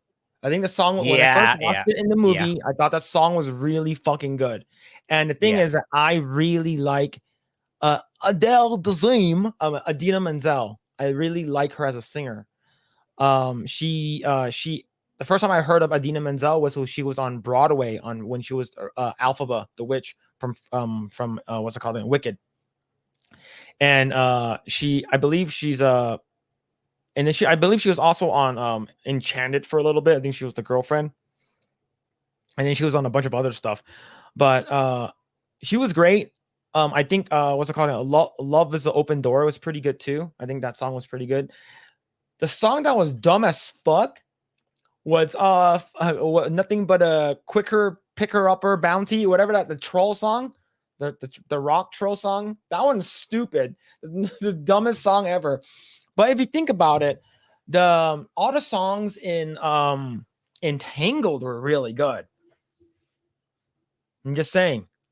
Wait, so was there no notification going out for Rumble? Yeah, according to Danny. Yeah. Okay. I'm not sure how to turn it on actually. Wait, is that a notification thing on the user's end or is that on our end? I think I am not I don't use Rumble a lot, but does it work the same way as YouTube? Like you have to hit it for your account for you to get notified? I have no idea. I will double check after the stream ends. Yeah, okay. Yeah, I'm just looking. There's chat going on right now. I think we're at an all-time high for Rumble. Yeah, I have never seen Rumble I have never seen Rumble popping off like that. Yeah. I've never seen Rumble actually. See, I'm glad I told Grae, hey Grae, just check up on the Rumble chat just in case. Yeah. Just in case. Yeah. Okay. But yeah, so here's the thing. The what's it called again?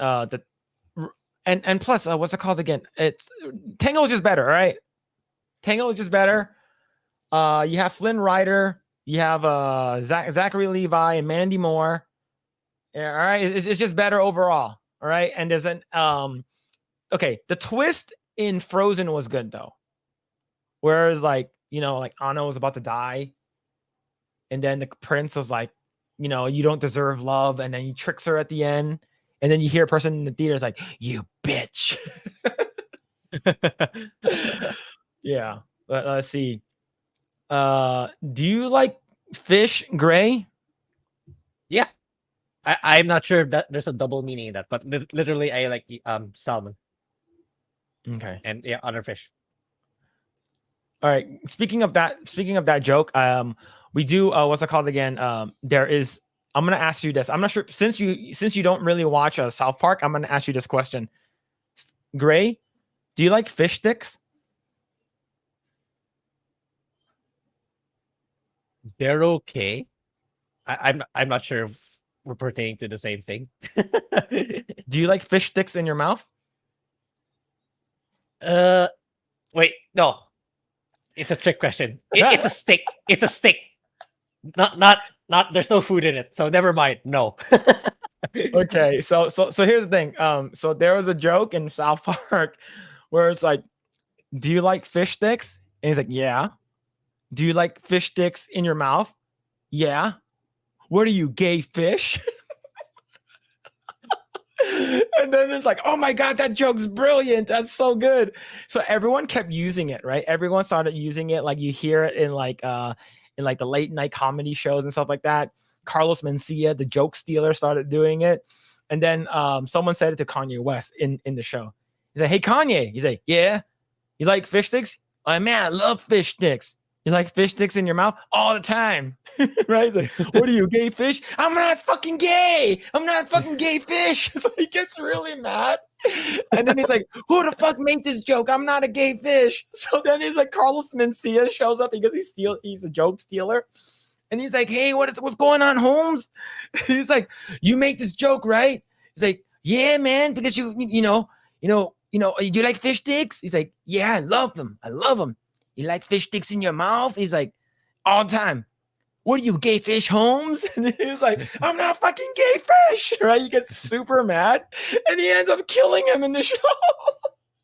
He ties him up, and he's like, just get it, man. Just get the joke, man.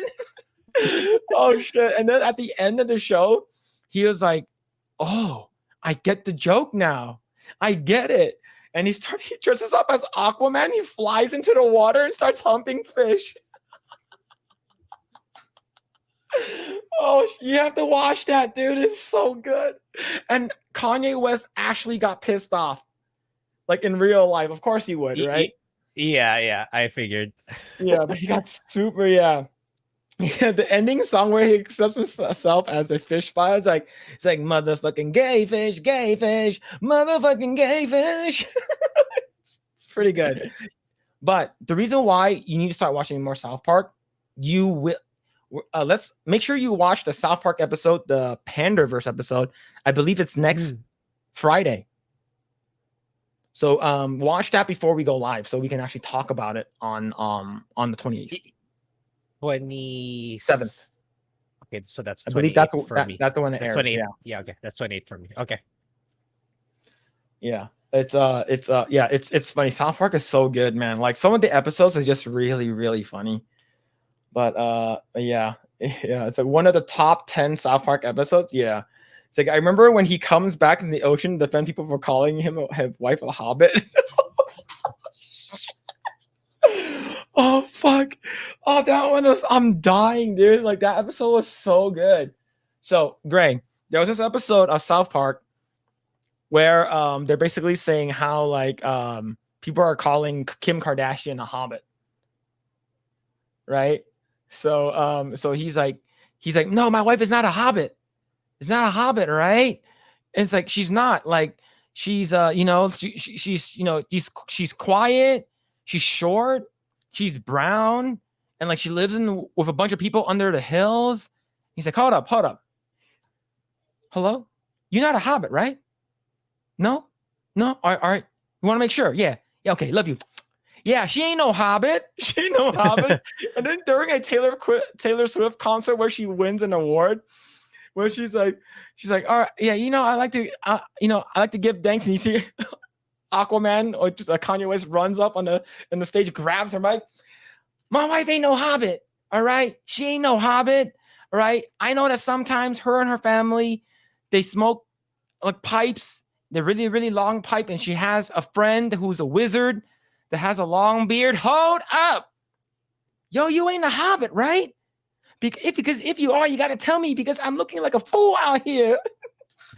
So at the end, she accepts that her wife is a hobbit. It's so fucking good, man. But yeah, you need to watch some of the South Park stuff. Like you don't need to watch like the full episode, just to watch a couple of scenes. It's pretty awesome. Pretty awesome. But yeah, they live in the hole in the ground, true. But yeah, man. So Grae, do you remember that there was a game that was supposed to be coming out that is basically Peach is going to be like the main character? Didn't it come out already? I think. Wait, is it out? Wait, no, not yet. Yeah, sorry. It got Peach Showtime, right? Yeah. Are you gonna get that game? Probably not. I kind of veered off from Nintendo stuff ever since I veered off from Fire Emblem, honestly. So probably not. So I guess there's major controversy. I'm not sure if it's major, but there's some controversy that I do want to talk about. So, there are some people who are getting upset, fans getting upset about, I guess, the box art change. So let's go and read this article. It comes to us from The Gamer. Mario fans are torn over Princess Peach Showtime box art change. Princess Peach Showtime has updated the box art to make Peach look more like she does in the movie, which has split Mario fans down the middle. So what do you think?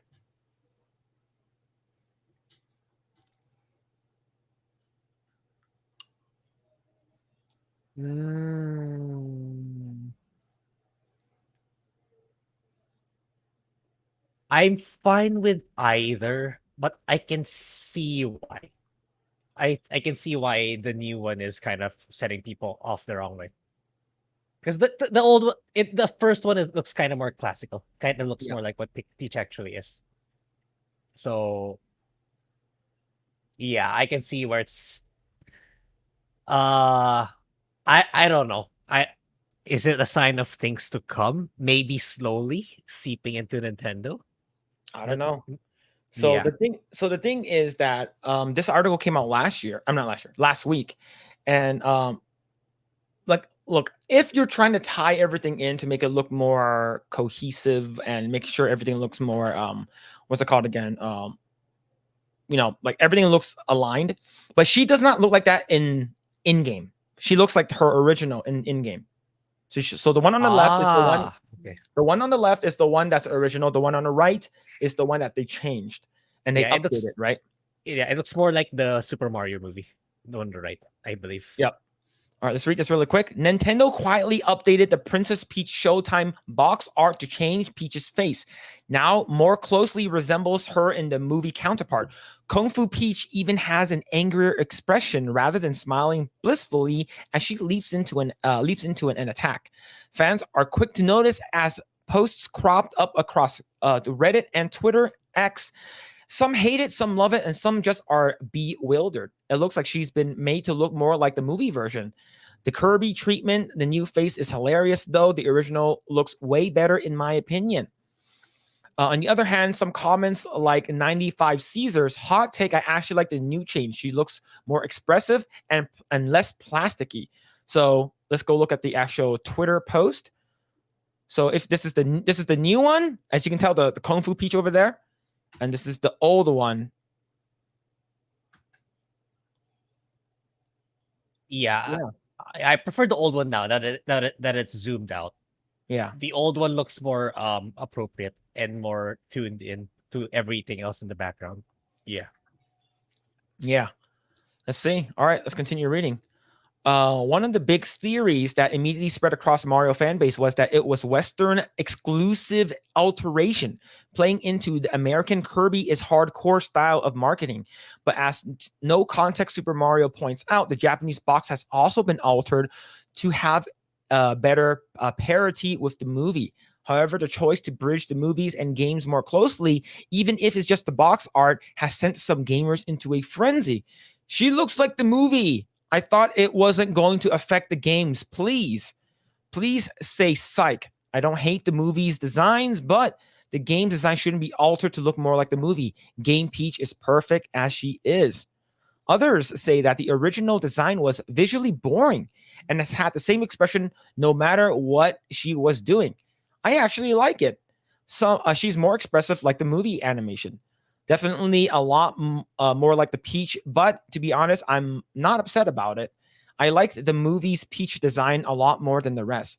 Of course, it's not the only thing Nintendo fans are arguing about this week. Animal Crossing is finally getting a Lego set, but apparently the hardwood trees are too flat. This has sparked backlash from the sect of the fandom who are disappointed with the lack of details comparing to the to a fan-made game ideas set from a couple years ago. It's marketed towards children, so you can take a guess of why it's not incredibly complicated. Now, these are all American people who are complaining. Mm-hmm. Let's go to the niche gamer. Niche gamer, I follow him or her. I'm not sure who this person is. On Twitter, has a lot of base takes, a lot of anime weeb takes, and I like it. Japanese fans criticize Peach's new look in Princess Peach Showtime. Now we get to see what the Japanese people are saying. Okay. With the box art for the upcoming Princess Peach Showtime being changed not only to the West, but also Japan internet users were quick to share their opinions on Peach's new look. The old one is at the top, the new one's on the bottom. All right. Many are quick to acknowledge that Peach's face has been westernized to give it more realistic appearance, opposed to the ones that more feminine look she had before. It is clear that the change is likely to be done to make her look more from her movie design in Super Mario Bros. Movie and purposefully given the film more attention. Here's some of the remarks. Disney flavor. Kung Fu, one is better after the change, but the center one's shading is too strong. The character design looks like it was made by shitty gaijin. God damn. God damn, these Japanese people are brutal. You stupid gaijins. So, okay, Grae. You know what gaijin means, right? It means white people. Okay. It changed from a psychopath's face to a villain's face. Pixar, perhaps? Yes, political correctness. Another one says, if political correctness arrives, you will be turned into a strong woman. True. Oh, damn, man. I'm loving this. Let's see. I'm going to zoom in a little more. Smug face Kung Fu Peach, I really love. It's sort of become an old womanish. Beautiful. It's like a cockroach's face to an extent. Blonde hair, thin eyebrows, goth Lolita fashion. She'd be a painfully ugly woman if she existed. She looks like a fake Peach. The texture of the mouth is disgusting. Strong-willed guys seem to be an object of admiration, but in actuality, they are hated. It's a burden that it won't sell overseas unless the art gives off of an impression of strength.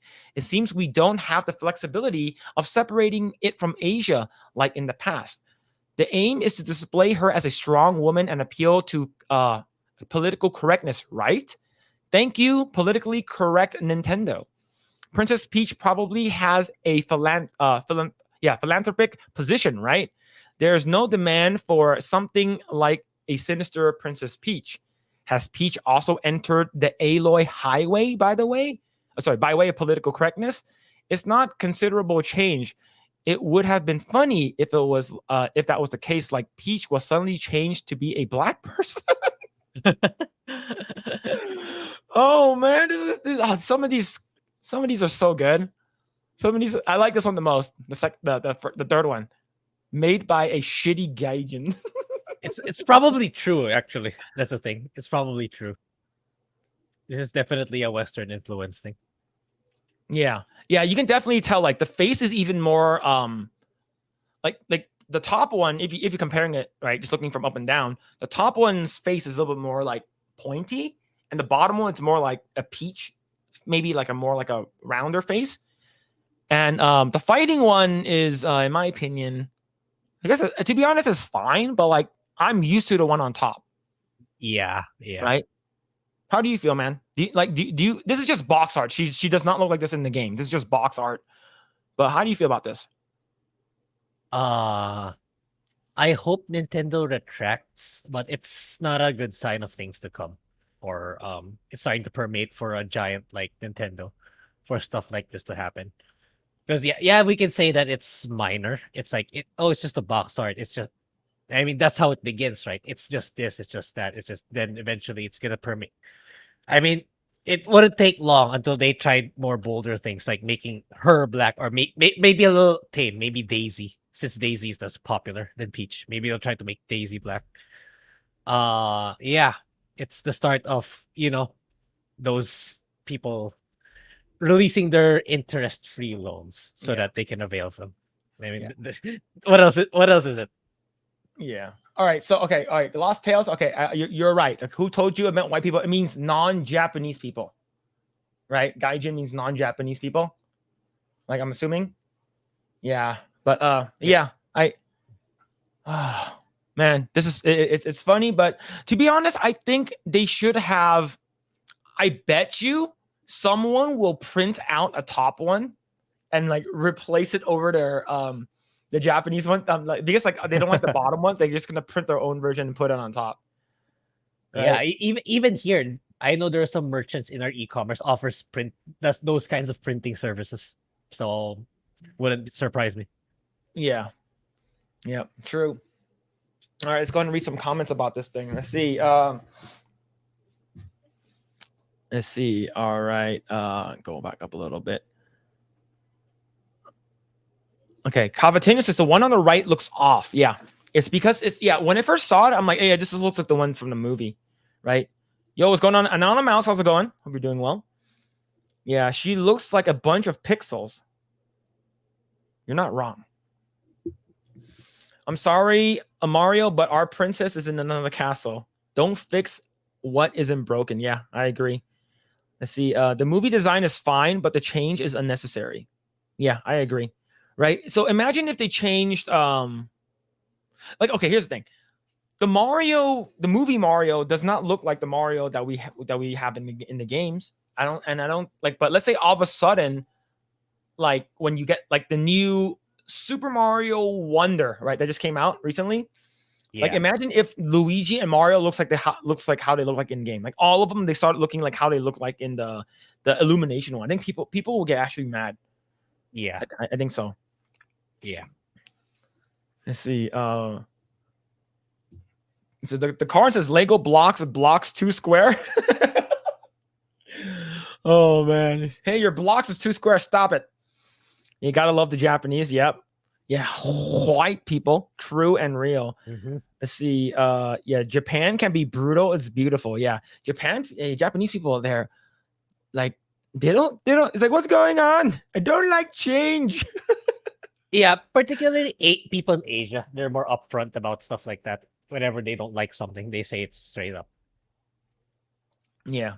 Let's see. Yeah, never change Japan. True. Watch Rising Sun with Sean Connery and Wesley Snipes. So here's the thing. So speaking, I never seen that movie, but so Grae, do you know what the rising sun symbol means? Uh, I hear that a lot with Japan stuff, but I don't really know what it means in a cultural perspective or what it actually means. Okay. So let's go ahead and bring this up.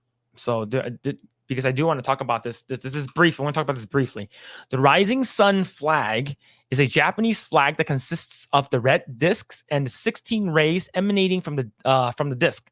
Like the Japanese national flag, the rising sun symbolizes the sun. The flag was originally used by feudal warlords in Japan in the Edo period, and I believe they slaughtered a bunch of people.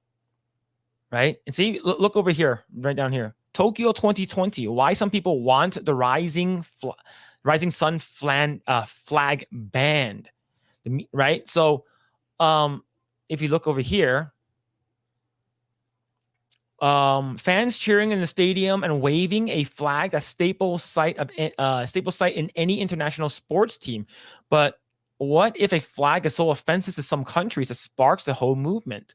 This is what happened with the Japan's rising sun flag being and the Tokyo 2020 Olympics. The strongest criticism is from South Korea, where some politicians even compare it to a Nazi swastika. So I'm gonna zoom in. Critics say that the flag is flown by fans who want to romanticize and rewrite the human rights abuses by Japanese forces. South Korea wants it banned at the games, but the 2020 organizers say the flag is widely used in Japan and it's not a political statement. So I believe a lot of these feudal warlords has gone around and slaughtered a bunch of people. Yeah. I mean, I've played a lot of Samurai Warriors, so yeah, I know what happened during that period. So I kind of realize it now. It's like I Google search Japanese, like, oh yeah, there's two. One that doesn't have the rays and one that doesn't. It only dawned upon me now. But yeah, Yeah. I get it. I get where they're coming from. So maybe to not rattle the cages or not to cause tension, just use the ones without the rays, in my opinion. So you want to hear something? Okay, yeah. The game I work on, Mhm. I'm not gonna say what it is, but people can put pieces together. Basically, there was a character that was concepted that has the Japanese rising sun symbol on their chest. It's a well-known character. You guys in chat probably know who it is. It was approved by the people who owns the IP. It's gone through modeling and it's gone through animation, posing, everything. It's gone through everything. Someone within the company that owns this IP basically said, this is actually really, really bad. You need to remove it from your character because this symbol means like the slaughter of like Korean people, because Japan occupied Korea, right, for a long time. Not a long time, for a little bit. So the day that the character was supposed to be released, we have to go back into every single animation, every character model, every character pose, every character icon, and remove that flag, the symbol off the chest, which is pretty crazy, right? It's like, but now that I think about it, was there the same backlash for Red Alert 3? Because they used the Rising Sun term a lot for the third faction. The third faction is Japanese, so they used the Rising Sun terminology a lot. Yeah. I'm not sure. Like, I would say the stuff that's maybe coming out now, but it really depends on like if you are willing to change it, right? It's like, for instance, there was a character in my game that was in the loading screen that we had our outsourcing artists. They, like, one of the girls have big ass cleavage, right? But one of our fucking people who work there who's like, she actually doesn't have big cleavage in the game, and we probably shouldn't sexualize the characters, even though she's wearing a top that like is sort of like a deep V that's like up to her abs, but you shouldn't draw the cleavage on it because you're sexualizing the characters. And this has already been approved by the higher ups. It's already been approved by higher ups. Is already approved by the people who owns the fucking IP. And my art director at the time, he's no longer there, basically said, yeah, we should probably get rid of it because we won't want to sexualize the characters because big boobs are not real.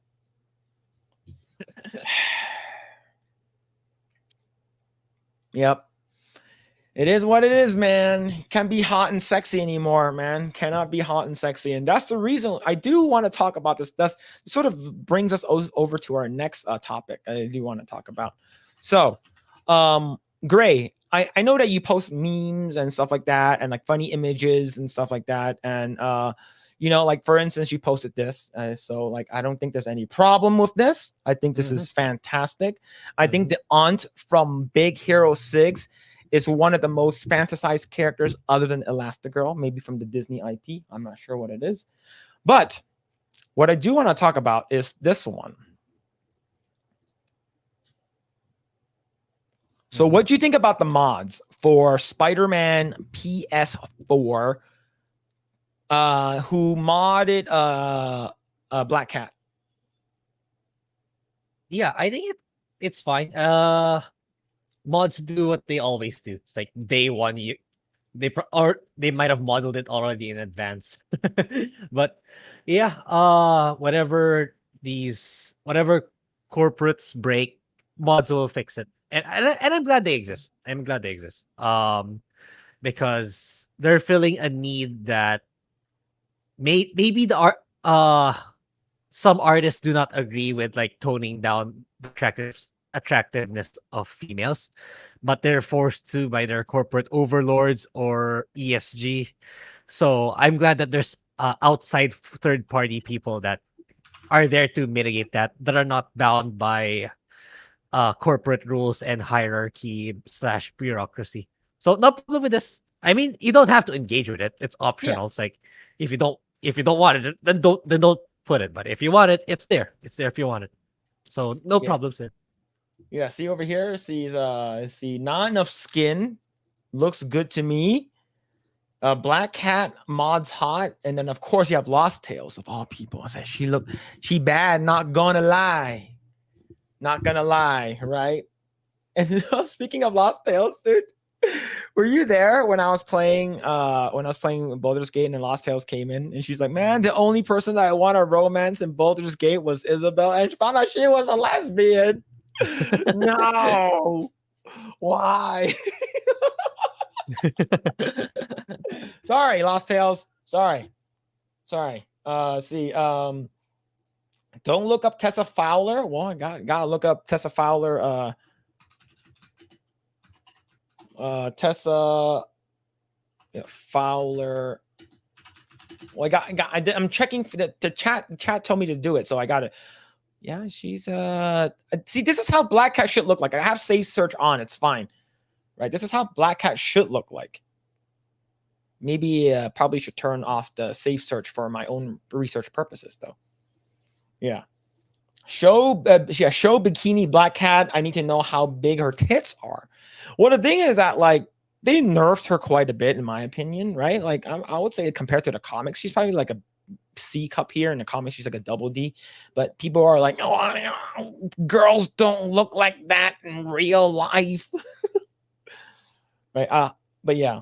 You see, Godfather says, I remember when Peter Parker dated Black Cat in the comics. True, man. Black Cat was cool. Yeah. It's not our fault. Black Cat is one of the better Spider-Man characters. Definitely is.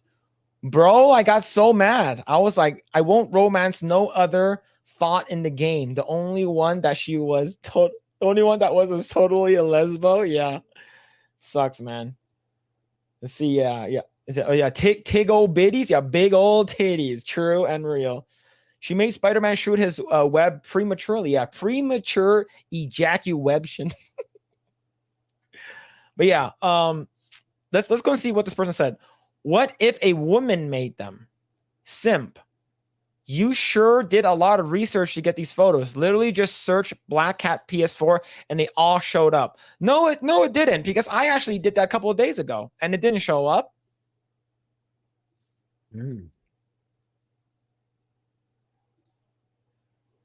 Okay. Yeah, definitely looked up Tessa Fowler with Safe Search off.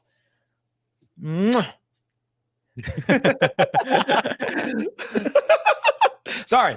See, when people like hot women, then go talk to one instead of wasting time with stupid and useless mod. I've been in 2 relationships, made into first base with both, and I say people are free to enjoy these mods if they so damn please. Who cares what you think? You're a moron. You're a porn addict and need help. Use it says you're a minor. Huh? It says you're a minor.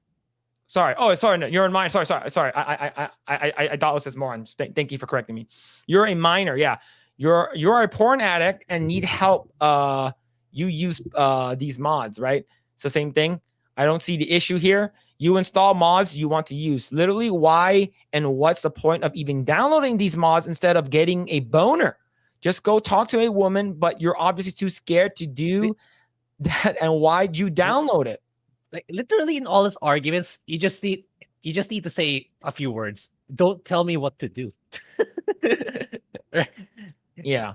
Bro, if you don't like these mods, just say that. Not everyone is like you, but 99% of people are agreeing with the exact point I made.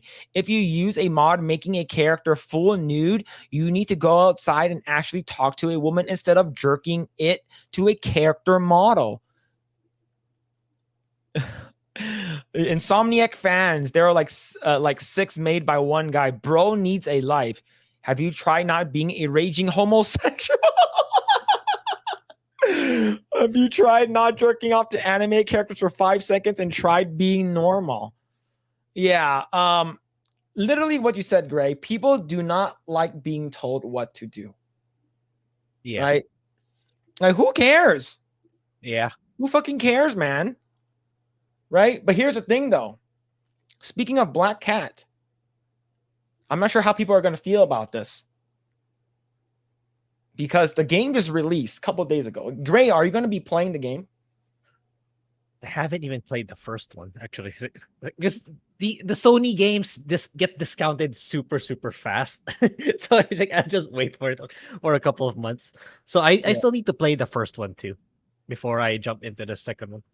Yeah. All right. So this comes to us from Screen Rant, and I believe Black Cat does not make an appearance until the Miles Morales or the first DLC. I forgot which one it was. I forgot.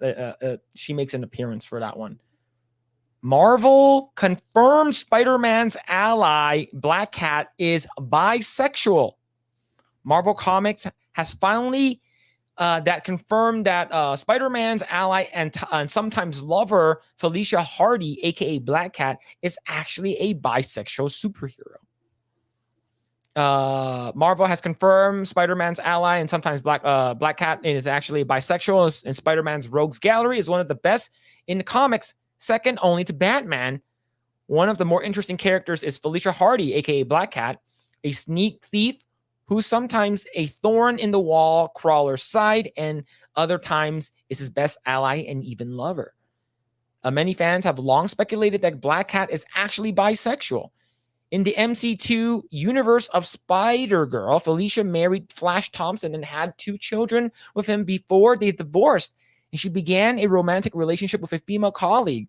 That particular timeline seemed firmly linked to the mainstream until One More Day, meaning most readers assumed that this was a subtle way for Marvel to suggest she's bisexual.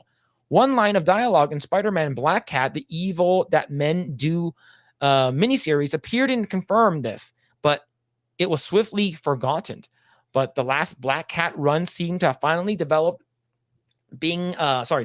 this idea, introducing an old friend of Felicia's called Tamara Blake, with whom Felicia clearly had history. And in 2020's Black Cat number 10, they even held hands beneath the table out of sight, a scene that artist Chris Anka carefully drew attention for the readers. Yeah, so here's the thing. I think her being like this is fine as long as the girl that she's dating is extremely hot and look like her. If the person that she's dating is a fat, ugly piece of shit, then people will be pissed. How do you feel about this?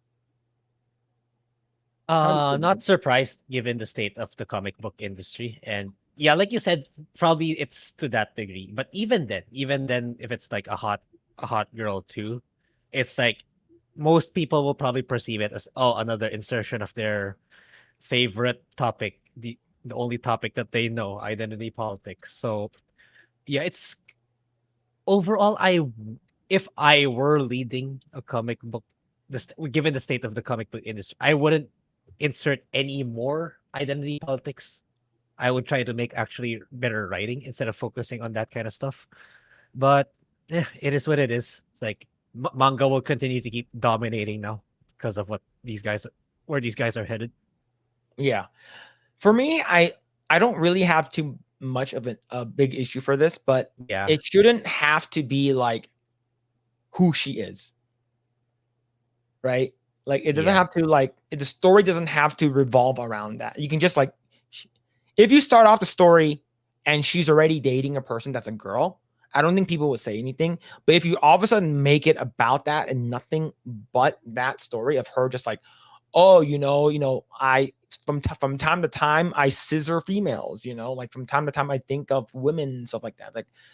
Like look, are you a badass or not? Like this is exactly the same thing that we talked about with Oberyn Martell. Right? Yep. It's like, yeah, cool, he's bisexual. I don't give a fuck, but he's a fucking badass and I like it.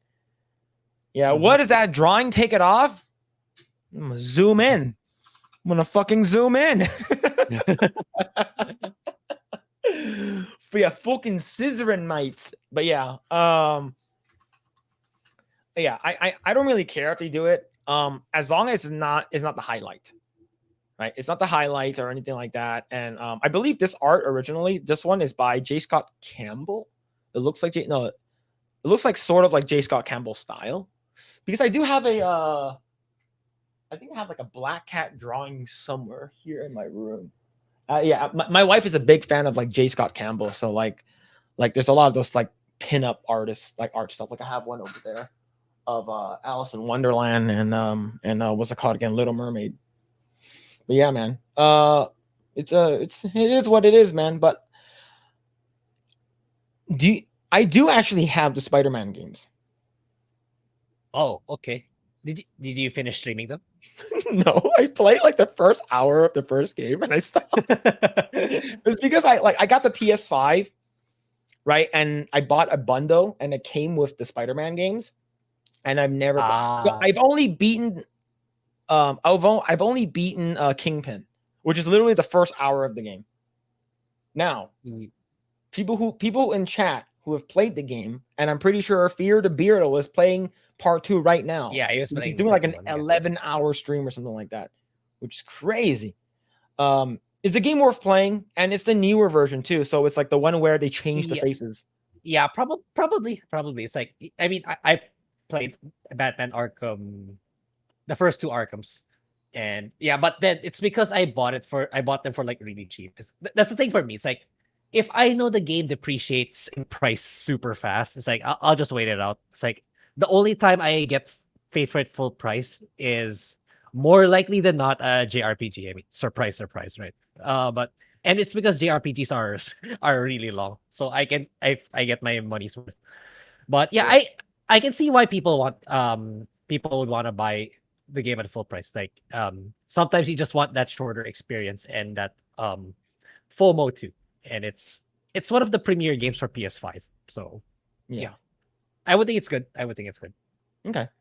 Let's see. All right. Ace 21 Palika says overly friendly neighborhood Spider-Man. To use Jeremy's quote, what are you gonna do about it? Yep. It's like don't stop masturbating. Oh yeah, I'm gonna masturbate even harder. That's basically what I'm gonna tell people. Let's see. Every time those people say something, their likes show furry porn and mods for video games making men naked. Right? Wasn't there one that like people are making mods for like Leon Kennedy, where he's like literally has like a assless chaps and he's literally wearing like an underwear and like he's like super ripped and buff in RE4 remake. Oh man. Let's see. Anonymous says, I hate how they changed Peter Parker's character model in PS5 version and in part 2. I finished Spider-Man 1, but didn't complete Miles Morales. Lost interest. Okay. Yeah, Miles Morales is Miles Morales. Yeah, it's funny because like I watch Twitch from time to time and there's always advertisements and they've been showing advertisements of Spider-Man 2. And then like you hear both Peter Parker and Miles Morales says, I am Spider-Man. And I'm pretty sure someone can mod in is like, I am Spider-Man. And Miles says, I am Miles Morales. Oh shit. Let's see. Godfather says, I never cared about the sexuality of comic characters growing up. Yeah, I think most people didn't. It's because they never really made it like that's the reason why they're cool. Right? They never like sort of like made it like, oh, the reason why this character is super cool is because they're gay. Yeah, why do these new writers care so much? Because they can finally see themselves in a comic book. It's usually that way, man. It's usually that way. Let's see. After I just promoted you, shaking my head, nobody click on those links. Sorry. See, give me a badass superheroes fighting supervillains with great art. That's all I want. Yep. Agree. Yo, what's going on? One Punch Man Token fan. Yo, what's going on, dude? Hope you're doing well. You see, they are so unremarkable people. That's their only way to receive attention. Yeah, I think people just want to get validated. Yeah. That's all right? there is to it now. You see, Spider-Man Web of Shadows was awesome. Is that a game? Yeah, it's an older one. There's plenty of good old Spider-Man games. Yep. Let's see. Like in South Park when porn is banned. Oh, oh yeah. No, it was that one time where they lost internet. They lost internet, and their whole town lost internet. Right. And oh man, Grae, I'm pretty sure you didn't watch that one, did you? Probably not. Okay. Not. So what happens is that Randy has became one of my favorite characters, and he's Stan's dad. And the whole town lost internet and stuff like that. And then like people are like, hey dad, I lost internet. And then like Stan's sister Shelly comes out, I lost internet too. And then Randy comes out with his zipper open. He's like, what's going on with the internet? So what happened was that they all have to go to like this camp where they're like everyone was like going crazy. Everyone's like they don't know how to live anymore. And they went to this camp and they have internet, and you can only use the internet for like a minute, and they have like this one computer that worked. So what happened was that they're like, it's like, oh yeah, you can actually have a what's it called again? You can actually go online. All right, cool. All right, I'm gonna line up. So he lines up, and the line's fucking long. He's like, why is it taking so long? And then one of the guys are like, sir, there's a lot of people here, and everyone wants to use the internet. Oh, come on, man. I just gonna want to use the internet. He's like, I'm not waiting. And then there's a guy who's like, hey, you want to watch porn, right? He's like, what, you got some? He's like, yeah, we have something for you right here. He goes inside and he's like, whatever you think of, we can draw it for you. He's like, all right, what's it called? Japanese girl spitting on men. And he's like, and it's like stick figures. It's like, Japanese girls crying and stuff like that while getting cum down her face. And he's like, this is not the same. So what happened was that, all right, everyone, go to bed, go to your tents. The internet's done for today. And then Randy sneaks in there. He sneaks in there in the middle of the night, and he goes fucking crazy. Right, he types in all the stuff that he says. He's like, oh, I'm gonna type in everything and stuff like that. And everyone starts hearing, and then they fucking bust in there, and there's literally him like this, and it's like cum everywhere, all over the fucking room. He's like, and then his wife is like, Randy Marsh. She's like, oh, it was a spooky ghost.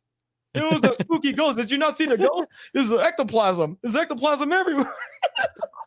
It was so fucking degenerate, dude. And it was. You need to watch South Park, man. That show was so fucking funny.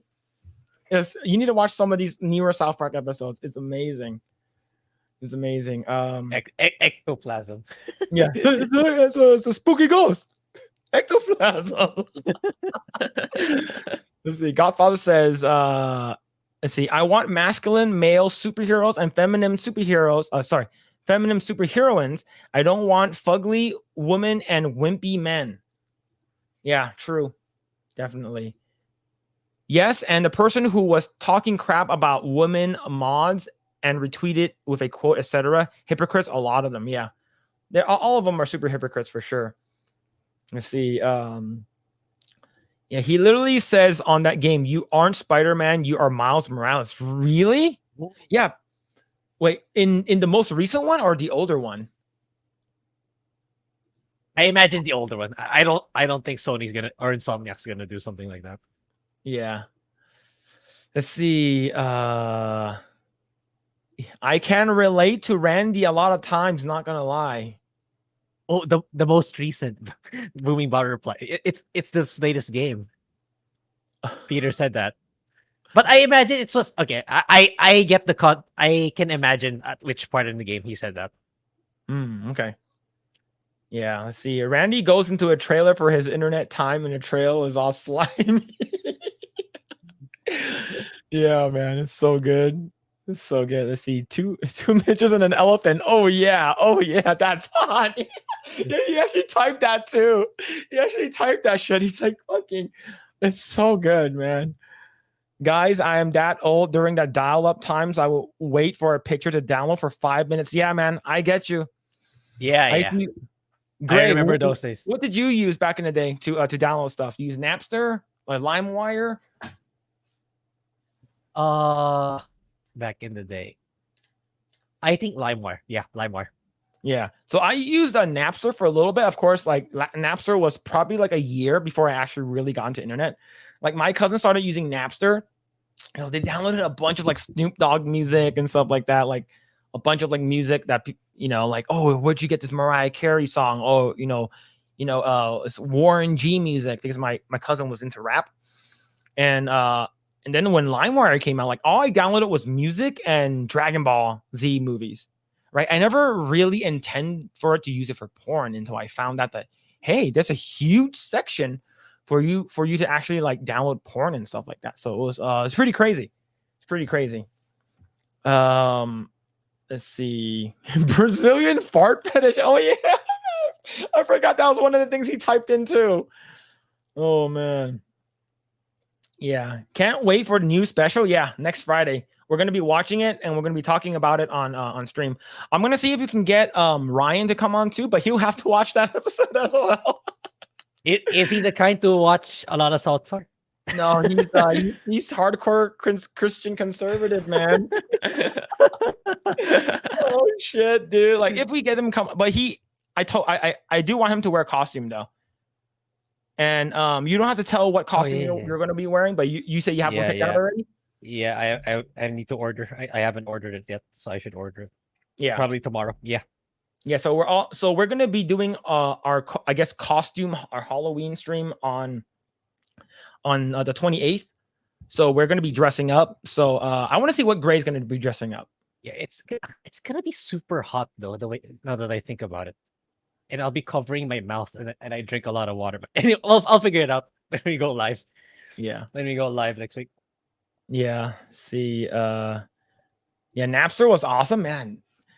I remember, man, back in the day, Napster was fucking awesome, dude. Like it was so good. And it's funny because South Park actually made fun of it too, but it was like really, really intense. So I think the South Park kids were downloading songs from like Metallica. It's like downloading, it's like, yeah, man, hey, I'm downloading this song, and all of a sudden you see like a fucking like FBI trooper fucking using the parachuting into the room and using the rope to fucking break into the guys like, freeze, get down on the ground. He's like, what did I do? It was like, you're downloading songs illegally. Now Britney Spears cannot buy her third home. How dare you? It's so good. It's good. I still have burned CDs. Yeah. You know, back in the day, I needed to get my my PlayStation 1 chipped. Grae, did you do that? Yeah, for sure. Yeah, because we can, once you get it chipped, you can actually play burn video games on it. And Yeah. like I got mine chipped, and I was playing a lot of like DDR. I was playing a lot of like a lot of Japanese games. Man, those were the days, man. Yeah. I sort of miss those days, those simpler times where like you put in your CD, and then you hit power. The first screen comes on, Sony Interactive. Yeah. And if it doesn't move to the PlayStation, look like, Yeah. oh fuck, Shit. I gotta Oh reset no. Yeah. it. Did you used to buy those Yeah. CD Yeah, cleaners? for sure. Oh yes. Yeah, you put like a absolutely. paste or something and go. Yeah. Yep. Fuck, man. Yeah. Man, I also heard that Gen Z people and like even like earlier kids, they're actually buying stuff called cassette. Cassette? And I'm like, bitch, you mean cassette? because they're trying to bring back like the 80s, early 90s vibe back to what it is now. And like it's like and I also see some of these memes where like people would go to like Party City or these like Halloween stores, and like the costume was like 90s hipster or something like that, and they're showing like people dressing in 90s clothes. I'm like, damn, I feel old. Yeah, for sure. Man, but do you still have any like VHS or cassette tapes or anything like that, or they're all like gone now? Maybe in my grandmother's house. I imagine there's some VHS there. But here in the house, I'm not sure. Maybe somewhere in our closet somewhere. Maybe. I'm not sure. Yeah, man. I used to have like a case full of like burned CDs, and I have to like write the names of them.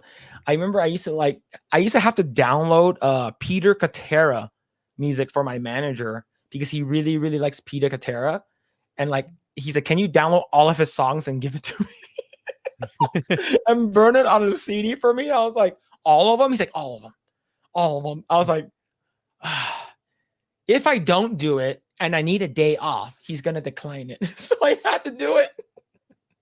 It took me like a day, man. And back then I have like dial up. Oh, I had like dial up. Oh man, those or like I didn't even have cable or DSL. Yeah. Oh shit, dude. Hootera? Yeah, Peter Cetera. You know who that is, right, Grae? No, but I imagine I don't know a lot of artists, so that's just me by default. I forgot what was his most famous song. If it's music and if it got really, really popular, there's a good chance I know it. I just don't know it was that singer and that's the name of the song. That's usually the way it goes for me. Let me see. Yeah, he is an older singer.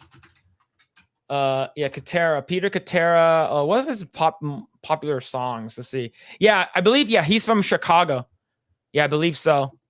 Songs. Let me see. What's his most popular song? He has so much fucking music. I don't even know, man. I don't even know. Let's see. Yeah, Warren G. Regulate. Yeah, he's like, what do you mind? What are you talking about? You are so down bad. Damn, what are you talking about? I don't know what you're talking about, man. Look, I'm not the only one who's thinking about it. All right, I'm not the only one who watched Bible Black, you know, La Blue Girl, or any of those kind of like 90s and I'm not the only one. Chris Chan, conservative? No, not Chris Chan. My other friend. Grae is going as a Filipino gamer. Is that true? He's not that far off. Oh man, see. Yeah, clean the CD, blow in the lasers. Yeah, pray to God it works. Yeah. Oh shit. Those are the good old days. Mm-hmm. Yeah, Zoomers calling 80s oldies. I would say 80 oldies for me is 70s. 70s would be considered oldies for me. But I was in the car the other day, and I was going to go grab some food, and I was listening. It's like, we're listening to the classics. Here's some classics. And it goes, it plays Usher's I was like, That's classic. what the fuck? What the fuck? That's not a classic, dude. That's not classic music. What the fuck? I was so mad. Oh shit, man. Fuck, dude. I was so pissed off. I was like, what the? That's not classic music, dude. Oh man, I feel so old. Oh shit. Yeah, people are collecting VHS tapes now. Yeah, it's weird. Yeah, did you used to have the car, the red car, and you put your VHS in there and you rewind it? You go, and then it rewinds. Yeah. Oh shit, man. Let's see. How old are y'all? I am 35. 35-year-old. 32. Turn 32. Yeah. Yeah. Let's see. I like early Chicago. Chicago music is good. Yeah, some of the stuff is really good. See, The Glory of Love was Karate Kid 2, wasn't it? I don't think I watched Karate Kid 2. I only watched Karate Kid 1. Bro was torrenting porn online. Why? What are you talking? Who? Everyone was doing it. Everyone was doing it, right? Grae, did you do it? Please tell me you did it. I did music for LimeWire. Yeah, I did more music, to be honest. I did music and Dragon Ball Z stuff. I actually didn't do too much porn until like it took too long. Couldn't wait. By the time the feeling was gone. See, Grayson Barnett says, I also definitely remember when Pam Anderson's sex tape taking a week to download and ultimately crashing my computer. Ugh. Wait, you're talking about the one with that one singer? No. The drummer, right? Tommy something? Forgot already. Let's see. Fuck, I grew up in the 70s. Man, yeah. When I tell people, man, I feel old, and then like people who are like boomers, Gen X, it's like, you piece of shit. You piece of shit. I thought you were gonna say All-Star. Yeah, All-Star was on there too, man. You see, I have a mini TV for VHS. Yeah, and I used to have one of those like either the Panasonic, I think the Sony ones that has like the dial where you can like turn the dial and it fast forwards and you turn it back and it rewinds it for you.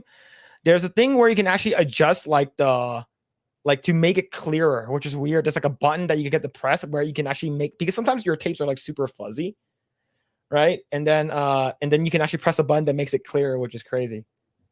Man, I miss those days, dude. I miss those old days. You have to watch Karate Kid Part 2.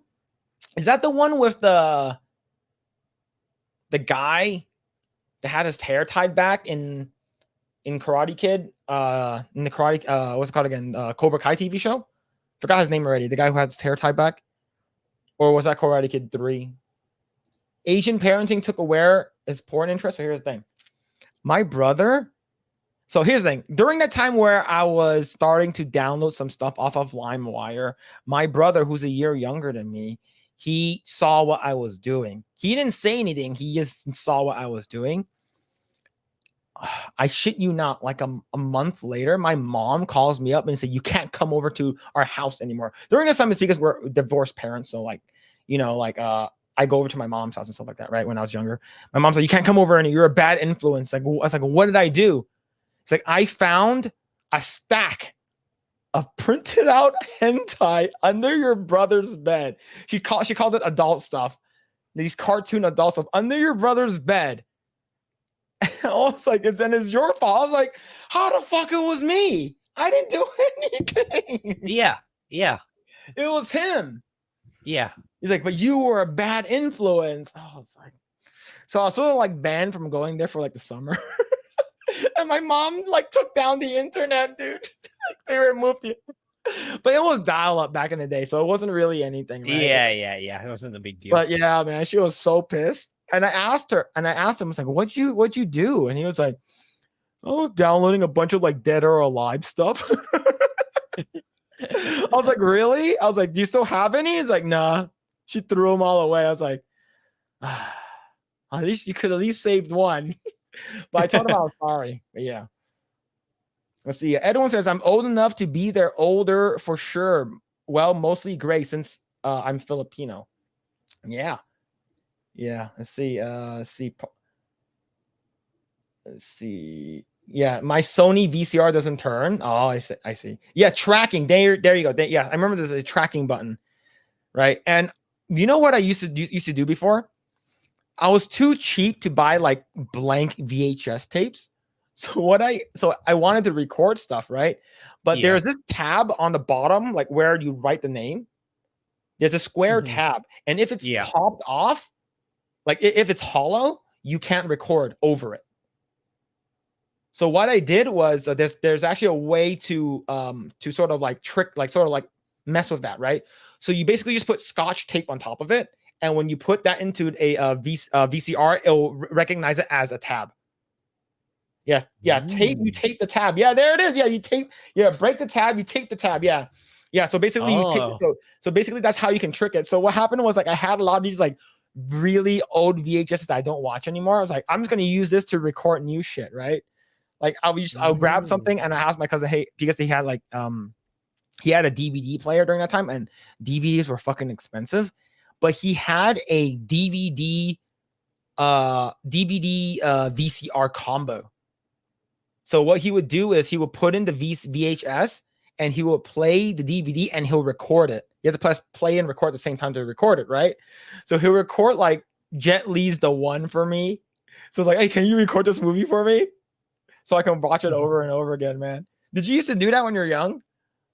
We used to record, but I'm not sure if my mom knew that trick, but I didn't know it until you mentioned it, that you put a Scotch tape over the sensor, then you can check to actually record it again. Yeah, I didn't know that. I didn't know that was a thing. Yeah. That was so good, man. I remember that like the heaviest VHS tape I had was Terminator 2. That thing was heavy, right? Because the movie was like 2 hours and like 30 minutes or something like that. So it was like a really long movie. Yeah, let's see. Oh, Karate Kid 2 was the one he goes to Okinawa. Oh, okay. I got that one for sure. I didn't watch, but I do know that Japanese guy, where he shows up, right, where he fights him. Yeah, yeah. Yuji Akimoto was in the movie, and I have been to his Hawaiian restaurant in Seattle, where he has first a battle costume framed. Really, oh, that's so fucking cool. It's awesome. I want to check that out, man. Seattle, yeah. Let's see. Phil, you naughty child. No, I didn't do anything. My brother did it. Karate Kid 1 learns karate. Karate Kid 2, he goes to Okinawa. Karate Kid 3, Cobra Kai comes back. Oh, okay. Thank you. So Karate Kid 4 is with the one with Hilary Swank, right? Yeah, that's the one I didn't watch at all. 3 is not that good, but the over the top performance of Terry Silver was fun. Okay. Yeah. Let's see. Edwin says, I remember having a cassette ready inside the radio cassette player and waiting for the radio station to play my favorite songs and finally having a copy of that song to listen to. Did you do that, Grae? For music on the radio? Music on the radio? No, I only got into downloading music in my high school years, actually. So I used to have, so you heard of these things called mixtapes, right?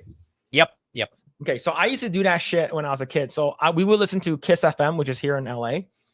And like I would, like during 5th grade and 6th grade, for me, that's where I started really listening to like mixtape and stuff like that. Like whenever I listen to like Linkin Park, in the end, I'm like, I'll record it and I'll have to hit stop right before the DJ comes on, right? He's like, oh, okay, yeah. That song was that song was Linkin Park in the end. So one time I asked my sister to do it. It's like, hey, I don't listen to the radio as much, but you do. When you get was it iPhone 5? Whenever the blue song comes on, can you record it for me? It's like, which one is that one? It's like I'm blue, and then, can you get that song for me? It's like, okay. And I was like, okay, here, I got it. And I was listening to it, right? I was listening to it in my Walkman because I was listening to it on sleep. And that's I was listening it, and then like near the end of the song, it's like, all right, cool. And the fucking DJ comes up, she forgot to stop it. I'm like, I got so pissed.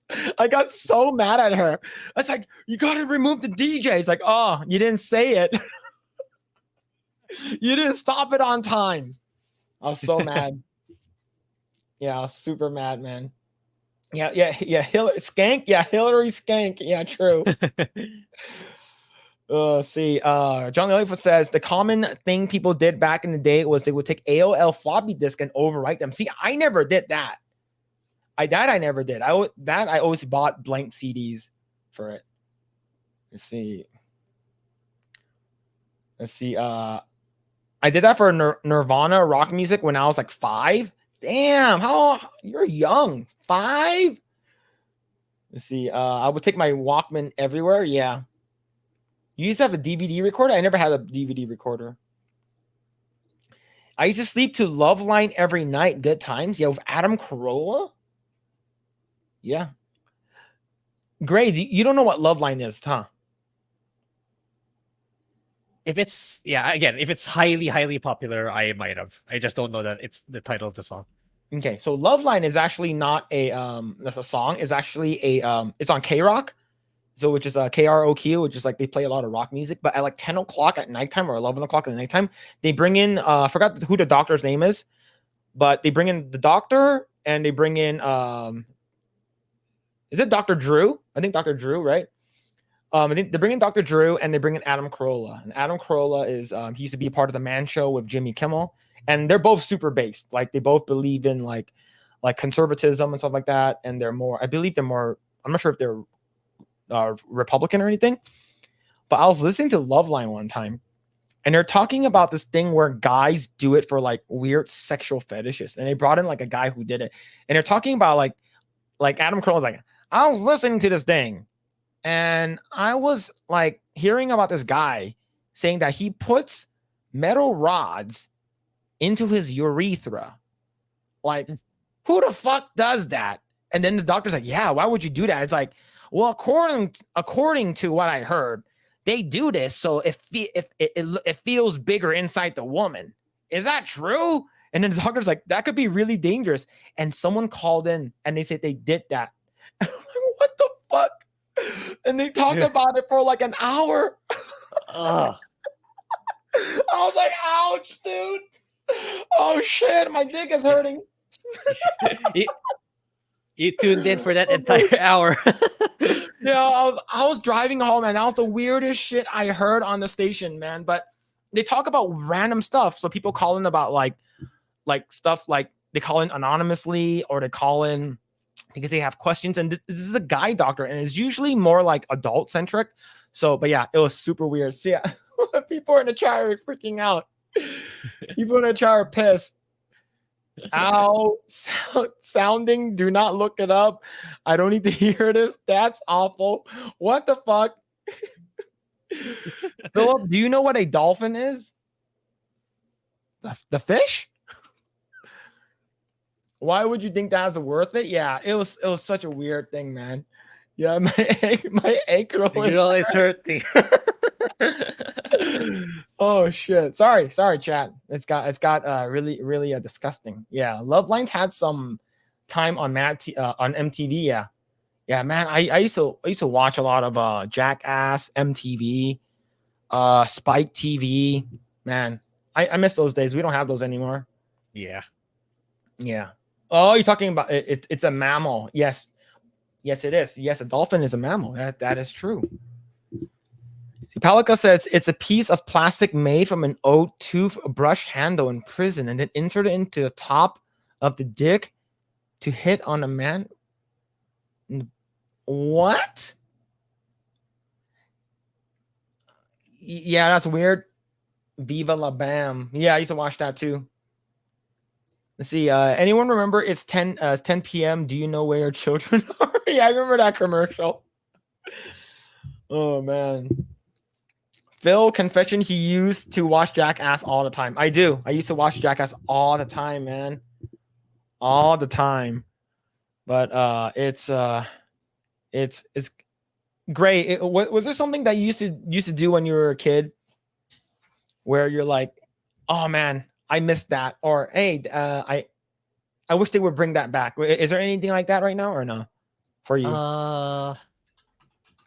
Not really something peculiar, but yeah, I mean, looking back now, those were much simpler times for sure. And yeah, agreed that music was really better back in the old days compared to what they are now. Oh yeah, music is way better back in the day. Yeah. All right, Grae, question for you. You're Filipino. Mhm. Do your family go hardcore when you guys are karaokeing? I have friends that do and colleagues that do, but us in particular, not really, because like the Filipino Chinese don't really tend to. I mean, we do if there's like an occasion from time to time, but it's not something we go out of our way to look for. That's more of the pure Filipino side who do that here in the Philippines. Okay. So yeah, so like I remember I was watching a video on it was one of those like Instagram reels.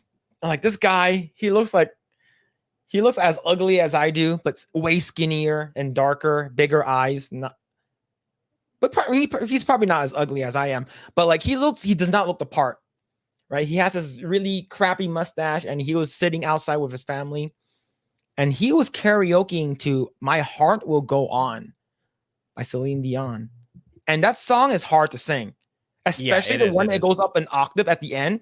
Yeah. Dude fucking goes ham, and like holy shit, they can fucking sing. Like holy crap, it sounds really good. Voice does not break or anything like that.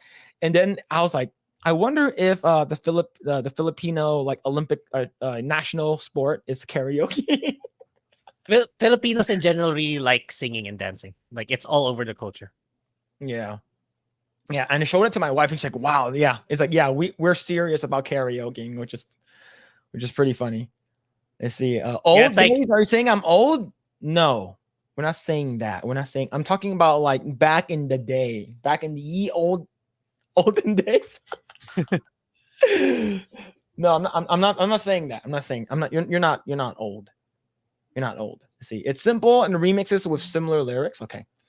Grae owns karaoke night. He is being humble, like he is with his martial arts skill.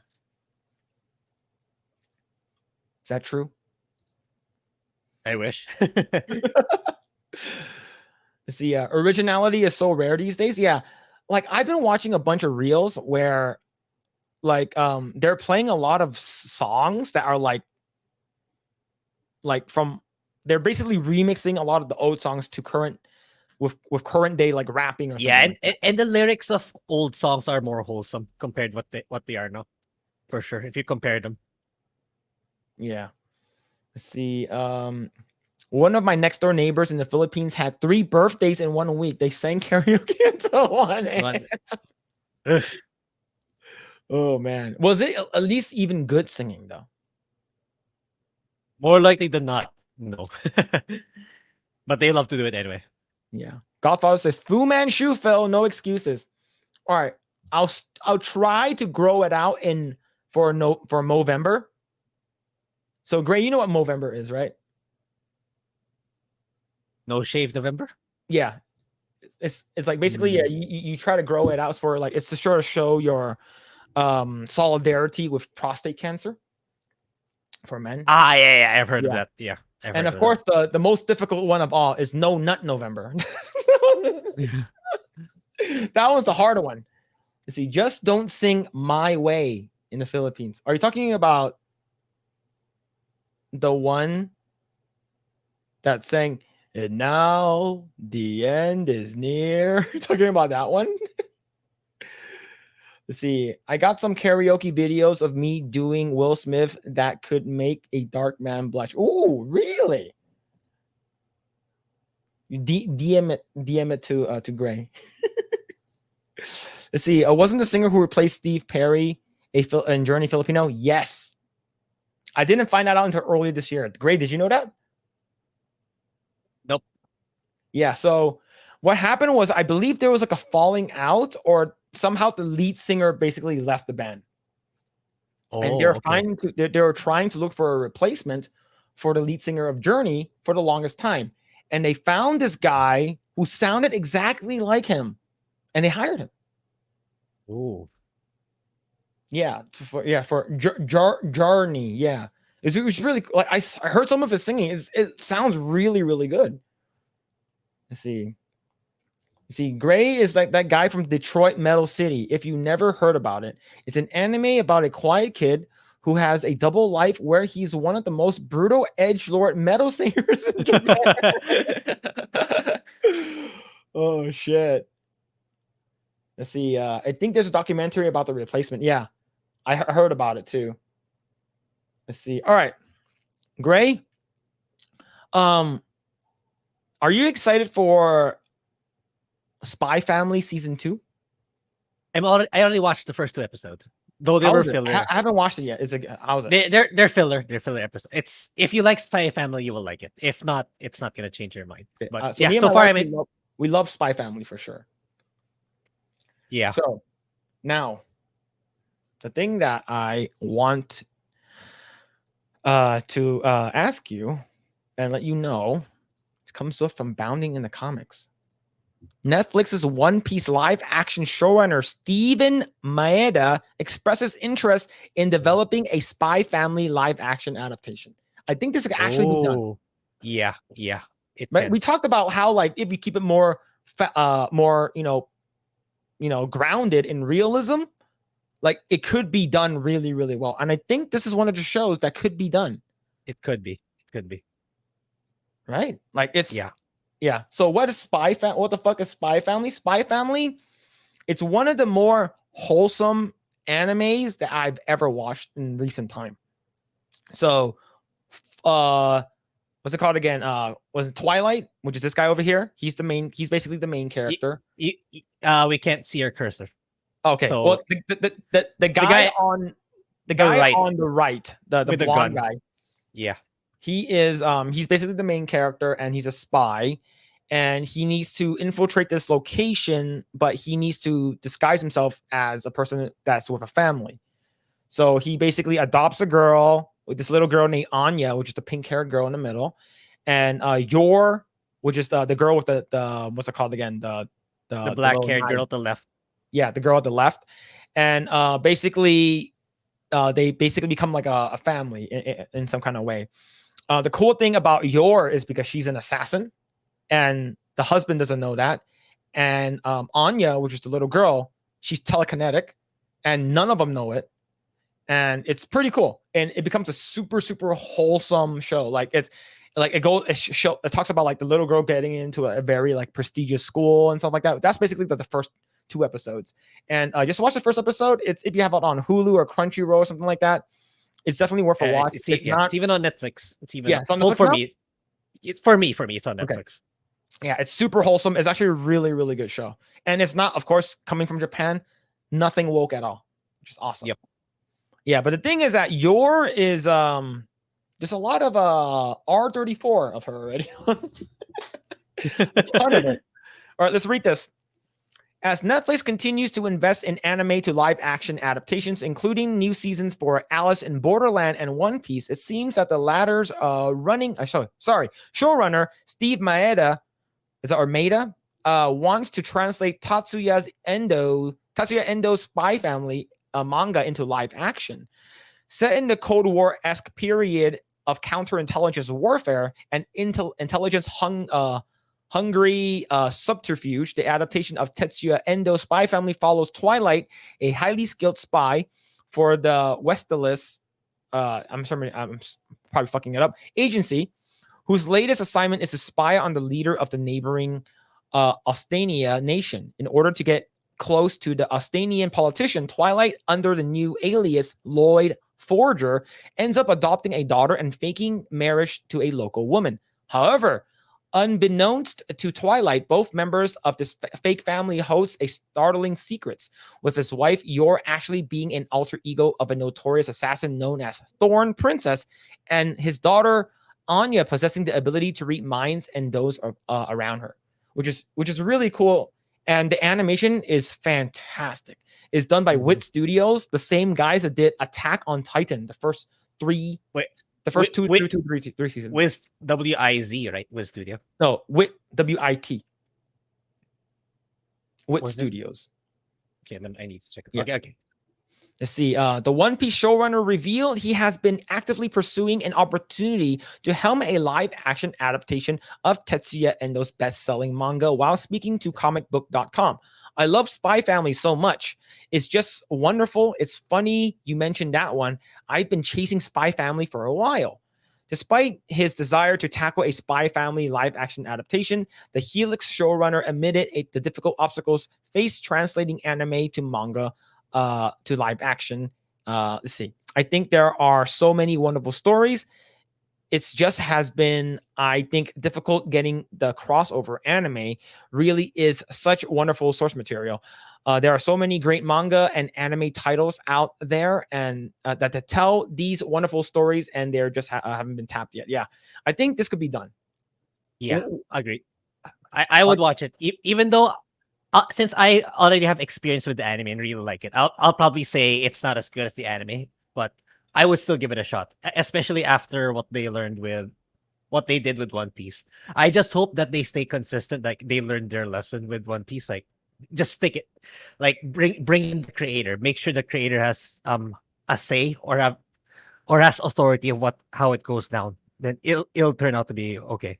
Yeah. Let's see. While Spy Family live action adaptation may not be in the works, Netflix has expanded its library with anime live action adaptations, including the beloved Kingdom and Rurouni Kenshin films. Netflix also currently has several live action adaptations in the works, including Yu Yu Hakusho and the new adaptation of Death. There's a new Death Note? There's another new Death Note? Way that's real, dude. Yeah. Okay, we should look that up. Yeah, Yu Yu Hakusho, I'm actually kind of eager. Unless it's not the creator of Yu Yu Hakusho is not leading it. But I didn't know there was another Death Note. Oh no. Live action. Wait, is that a new one or is that the new one that they released already? Yeah, because the live action Death Note came out some time ago already. So I don't really consider that new. 2018 or 2017. Yeah, I don't. Yeah, no way it's not considered new. That's the thing. Oh man, okay. Oh, and a new adaptation to Death Note from Stranger Things creator, is it Duffer? Yeah, Duffer Brothers. The second season of Spy Family anime debuted on October 7th with the same day simulcast on Crunchyroll. In addition to the series movie Spy Family Code. Wait, there's a movie? Oh shit! Nice. White releases in Japan theaters. Oh my god! Yeah, to be fair, I like the second episode of season 3. It's about Damien. I don't know if I should tell you, but I like how it went down. Oh really? It's about Damien. Damien. I want to talk about it, but it's spoiler. Okay, but the thing is, one of my favorite episodes is the dodgeball episode. Yeah. It's because it has so much Easter eggs. Like I had a Dragon Ball Easter egg. Oh, it was so good. But yeah, let's see. Man, I didn't know that there was a movie coming. Okay, December 22nd. Okay, in Japan. Would you see a live action adaptation? Yes, I would. Based off of what I saw from One Piece. I would. Yeah, I would. Absolutely. If One Piece sucks, it's like we would be no right now. We would say, oh shit, they're gonna destroy another anime. But this one is more like, ooh, interesting, right? Omoshiroi. All right, let's see. But yeah, so here's the thing. You've been reading the manga, right? Oh, I'm still at the third book. I haven't continued ever since. But how far ahead is the book? I think significantly. It's like it's already at volume 11, I believe. And I think the season 1 ended at 7 or 8, I think. I'm not sure. Don't quote me on that. Yeah. All right, let's see. All right, let's read some comments. Let's see. Nagy says, no. What? How? Yeah. One Anya Piece. Anya is too unique in the anime. Like, you got to find that type of character. Like, it's very specific. Like, if you can find someone who's really, really close to her personality, like it can work, but like how she is in the anime is like holy and then- crap, it's really good. Yeah, and you can't really get those the huge bubbly eyes. Yeah, her eyes and her expressions makes her character so awesome. Like Yeah. Anya is probably one of my favorite characters in the show. I think Anya's my favorite. I mean, there's even a video game where you play as her. Really? Yeah. There's an incoming Spy Family video. You play as Anya. Oh, I might probably check it out. See, Edwin says a Spy Family live action. I'm for it, but only season 1, and that's it. The kid will age out quick. Yes, I haven't seen the anime yet, but I can see the live action happening. Yeah, here's the thing: the kid has to be like 5 years old, and if you're gonna make it has to be like a one and done. Right? You can't freaking stretch it out for like 8 seasons like Game of Thrones. You saw Arya age right before your eyes. Like it's not gonna work, right? It's like, are you gonna have a replacement Anya every season or something? Oh yeah. I didn't think about that. Yeah, good point. Right? Because it takes about a year to film and then a year in between to sort of like break, and then you film the year after that. So that means that you age 2 years by then. And then girls they grow a lot quicker than boys when they're young. Yeah, it's gonna be like Bran Stark in Game of Thrones, right? Unless they AI her. Yeah. I was thinking that too. They animate her, kind of like Detective Pikachu style. Oh, but no one's gonna watch it if that's the case, though. Yeah, it's a slippery slope. It's a slippery slope. Yeah. Let's see. Lost Tale says, except your has to be hot and not Western style of woman behavior. Go ahead, Grae. Go ahead. I think they will. It's gonna be like Nami in One Piece, I imagine. Toned down a little bit, but still, there's the attraction still there. Probably not as attractive as the anime. That's how I see it. And the thing is that they're not going to make her.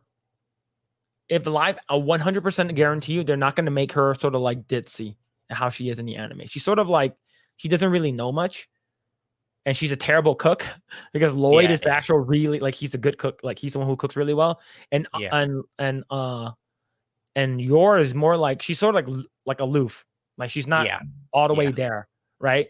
And unless she has to like assassinate someone, then she knows exactly what she's doing. But I'm like, do you think Hollywood will allow that to happen? I don't think so. They're probably going to make her more like maybe she acts stupid purposely. Yeah, I can see that. Yeah. Let's see. Nagy says, I don't know. I don't like really like any live action anime. Yeah, see. Kalu says Anya and Lloyd will be hard to find actors, big shoes to fill. I think Lloyd would be not so hard. It's Yor and Anya stuff. Yeah, Yor and Anya will be harder, I would say. I think Lloyd might be okay. Yeah. Like it's just you gotta find a white guy that is attractive. That's it. Yeah. But I can see them race swapping them. I can see it. Yeah. I can definitely see it, man. I can see them race swapping either Anya or Yor, like 100%, or even Lloyd. Like one of them, they're is because they're not a family, right? They're all adoptive and stuff like that. So they're gonna make we gotta make them interracial. Let's see. Pelika says One Piece is the first that was good. That's good. Yeah. Nagy says no point in watching live action. In my opinion, anime is really good. Yeah, anime is top tier in my opinion. Top tier. It's really, really good. Def no. Well, that's like the third attempt. Yeah. See, Kalu says I want them to stay true to Yor's personality, but I'm afraid they're going to make her more aggressive like the Western woman. Yeah, I agree. Yeah, I didn't read this, but yeah, I agree. I just said it. I think they're definitely gonna make it. Like I said, the creator has to be there to stop that shit from happening. See, I watched the anime first time in the theater when I was like in Japan. I didn't understand anything, but I never had the opportunity to watch the anime in IMAX, so I enjoyed it. Okay, so you have 2 terabytes of anime in DivX format. Damn, I don't know what that is. Let's see. I did hear there is a good Japanese live action Death Note though. Yeah, the Japanese one is pretty good. I did watch it. Is it ethical to AI image minors? I would say I can see them AI imaging like the face onto. I don't know, man. The thing is that she's so young. I think she's going into like. She's probably like 5 or 6, right? In the show. You're muted. Muted, by the way. How did I? Okay, how There did you I go. press that? Yeah, the first episode was like Lloyd was like, okay, looking for a 6-year-old. Then that's the first thing Anya says to Lloyd. 6. I'm 6 years old. Because yeah, she read his mind, right? I'm 6 years old. Then, so yeah, 6. Yeah, Dragon Ball Evolution. I will probably watch that eventually and make a video about it. And because that I will have to make a video about it. Let's see. Lost Sales says, all right, I gotta head out. Have a good night, y'all. Take it easy, Lost Sales. Have a good night, man. Let's see. But yeah, I'm okay with this. I'm okay if they do a live action, but like, yeah, I just the casting has to be the correct, especially for Anya. Yeah, Like, I'm kind of hopeful with Netflix because like this in their the recent earnings call this week or last week, like whoever was, I think it was the CFO talking in the camera. One Piece did really, really well. So I hope like they take it as a sign that they will follow that model. So I'm kind of more hopeful, at least compared to Disney. Yeah, I hope so too. All right. Let's see. Do we have anything else to talk about? Do you have anything you want to bring up? No, it's yeah, you brought up everything that I read too. That's the thing that's coming out of my feed is Sniper Wolf. It's still Sniper Wolf. If you want to talk about that. She got is she temporarily banned? Like temporarily demonetized? Even that is kind of questionable though. That I think there are some YouTubers, keen-eyed YouTubers and investigators that it's not really demonetized per se. Some stuff like that. So yeah, YouTube doing the preferential treatment for their top content creators who's a woman. Well, here's the thing. If she was ugly, they would probably demonetize her really quick. Yeah. Or if it was Jack's Films, going to know who did it, yeah, he would have got demonetized instantly. Less than 24 hours. Yeah. Temporarily. Jesus. And protected class. Yeah, hot women and protected class. Let's see. Godfather says 6-year-olds to 9-year-olds are nothing alike. They changed so much in those 3 years. Yeah, they changed a lot. Like the innocence from like a 5 and 6-year-old, and then by the time you hit 9, you're like, oh god, the kids sort of become insufferable, right? It sucks. She isn't good looking. All right, I'm gonna bring her picture up. She looks like she has a lot of makeup done. I do, and a lot of work done. If you look at her footage, that they people managed to scavenge where she was having young kids do not so nice things. Yeah, she did twerking. Right? Yeah, she didn't have a lot of makeup back then. She looked so different back then. Yeah. Now she has a ton of makeup. All right, chat. Here we go. She looks like she does have a lot of work done on her face. I believe she probably got like a nose job or something. Yeah. All right, scale from 1 to 10. Scale from 1 to 10. She's not good look. She isn't good looking. The dumb outweighs the looks, though. True. That's very true. Mm-hmm. Sniper Wolf should be banned. Let me research this Sniper Wolf. Anonymous, it's 3 letter S. Yeah, SS Sniper Wolf. Yeah. I really don't like the Vapid whole look. Yeah, to be honest, all of them look alike now. All of these generic like Instagram girls, like they all look the same. Yeah. Right? Yeah, they do. It's like, yeah, you got like big, I'm not sure if she does, but like big fake tits, lips fillers, nose job, chin, like they shave the chin. you know, to make the higher cheekbones or whatever. I don't know, like, and a shit ton of makeup. Yeah, see, yeah, Sniper Wolf is so fake. Is it makeup or is it a filter? No, it's probably makeup. 6.8. Very specific. Yeah. You have to explain that decimal system. Yeah, for me, it's like 7 out of 5. It's like, what? What the fuck? 4. She puts up her makeup with a trowel.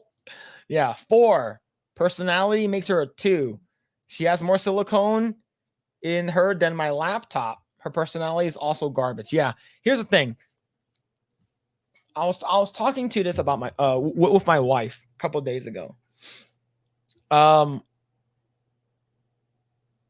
We're talking about like sort of like the value of men and women, right? And it's kind of, you know, I might sound like fucking Andrew Tate or something like that, like talking about this, right? But we're talking about like she is basically, I'm not sure how old she is, but she's probably in her prime right now in terms of her value of her looks.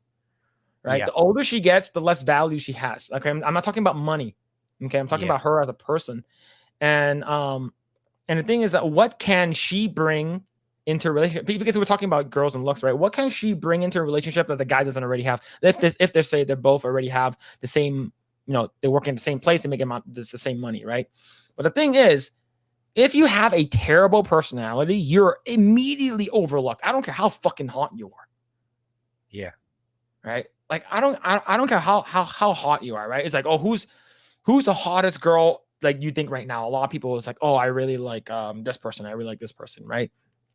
And but like if Rachel Zegler didn't say anything, I would say that I rate Rachel Zegler as like a 6. Just based off looks. She could be pretty cute in some pictures, right?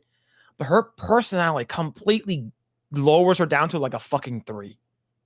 Like instantly, right? Yeah. I don't care how hot you think Brie Larson is, Ryan Kennel, right? I don't care. But the thing is, her personality makes her go from like a 7 or a 6 to like a 4, right? Yeah. And the thing is that how vindictive she is, and how she went over and like basically in a way doxed Jack's film is like a pretty shitty thing. Right. And I believe she came out with an apology, right? Yeah, it's obvious that it's her PR. It's not her. It sounds fake, right? Yeah. Yeah, it's not her. Right? Yeah. See, like Whole Factory, hate lip fillers. They use phone filters that make them look similar. Yeah. How did Sniper Wolf get famous anyways? I have fucking no idea. Do you know, Grae? Well, it's because of her appearance and her react content. Kind of, I imagine kind of like XQC, except minus the gambling part, I suppose. But all she does is just react, and it wasn't even that good. That's how Jack's films became such a huge content creator, because of bashing her all the time. That's his content. Yeah, I 100% agree. It's let's see, 100% wouldn't change her. Yep, nope. See, Baked Ewok's like, hot damn, came in in the right time. Keep that girl picture up for another 56 seconds. The funny part is we were all of us, everyone in chat before Baked Ewok came in, we were bashing her. Yeah. If you guys knew nothing about her and she smiled at you, there's no way you would say 4. Be honest. Yeah. If I saw her she smiled at me, I'd like, I would say, yeah, oh man, she's hot. Yeah, for sure. Well, here's the thing though. That shit never happens to me ever.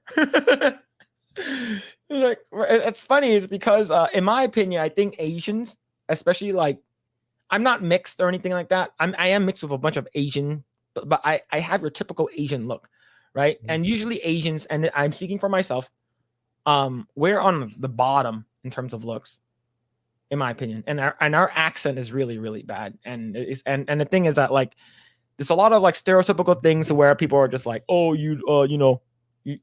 but that's why whenever people's like, oh yeah, what happens if I think this person thinks you're attractive? Like, no, that's fucking bullshit. No way, man. No way. Let's see. Grayson Barnett with the 499 says, I said I liked you better when you were a baby to my niece on Friday because she was being a brat at the zoo. My brother is mad at me now. What? Well, you ain't lying. A lot of kids change really quick, right? Like I said earlier, like you can what happened to the sweet girl, where I grew up with, where she's, I saw her growing up and she's super nice and super cute, and all of a sudden, like, they become adolescents and they're awful, right? Kids are mean. Did you see her sister? They chose to the same doctor, they say the same work done. Really?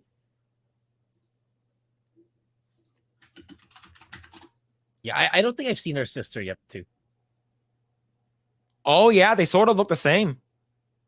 I'll bring it up here. In a way, like, Yeah, no, kind of. Well, but of course they're sisters, but I'm talking about, if you look at this photo here, this is a twin sister. I'm not sure, but like her work, it looks sort of similar. I don't know, but they are sisters, but I'm not sure. But in terms of like the Kardashians, like they all have the same work done. They all have the same typical, like, how would you say, bimbo look? That might sound that might, but not, that might come out mean. Yeah. No way, dude. I can change her if she's hot and crazy. But is she a type where you can change her enough to bring her home to your parents? Right? Yeah. Can you do that? Let's see. She will still be built like a boy. Yeah, personally, I'm assuming personality can tank a person easy. Yeah, definitely. Yeah. Definitely. See, I find Brie Larson attractive. Have no shame in that. Yeah, I remember chat saying just put her, give her some socks. Oh man. Let's see. Ashley, I saw leaks of Zegler. Better than expected. Personality is awful, so it's moot. Yo, DM me those leaks. Yeah, it's Quibble Cop AI apology. Yeah, definitely. Yeah. Yeah, she reacts to videos and doesn't give them credit. Oh, really? Yeah.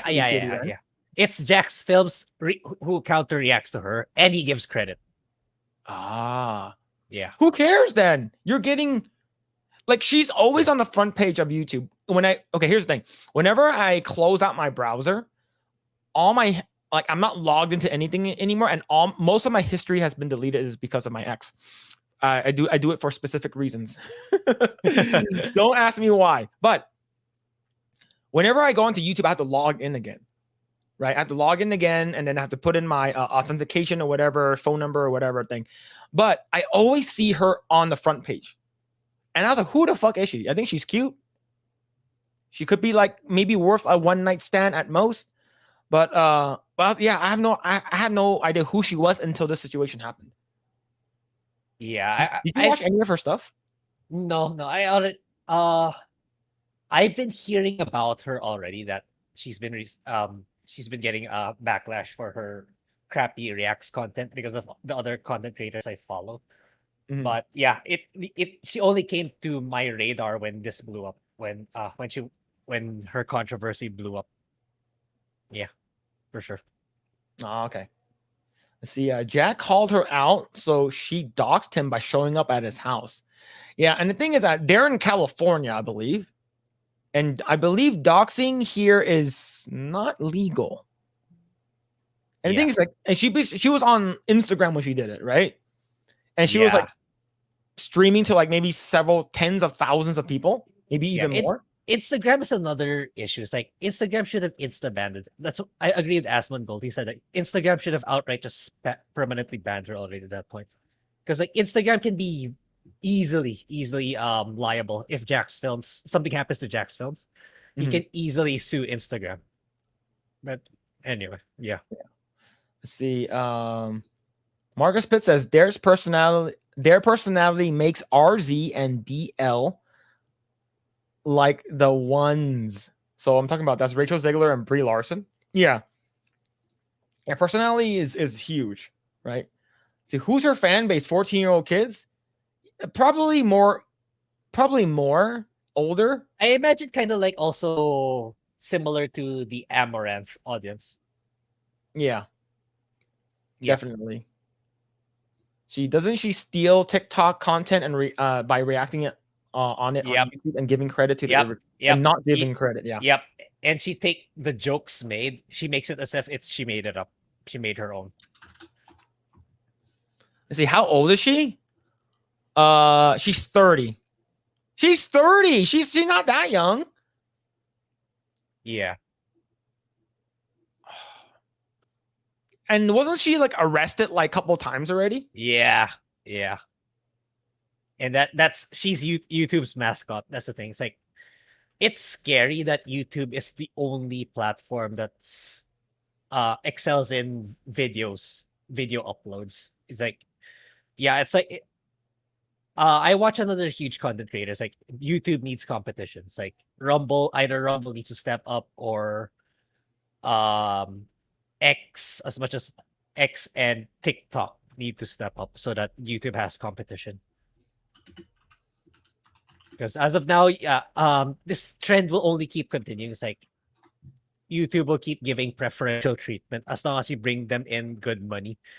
It doesn't matter what you do. It does as like I wouldn't be surprised like if something worse happens and YouTube's like, oh, it's fine, it's okay. They give us a lot of money, so it's fine. I see. Oh yeah, I'm looking at a couple of pictures of her right now before like surgery.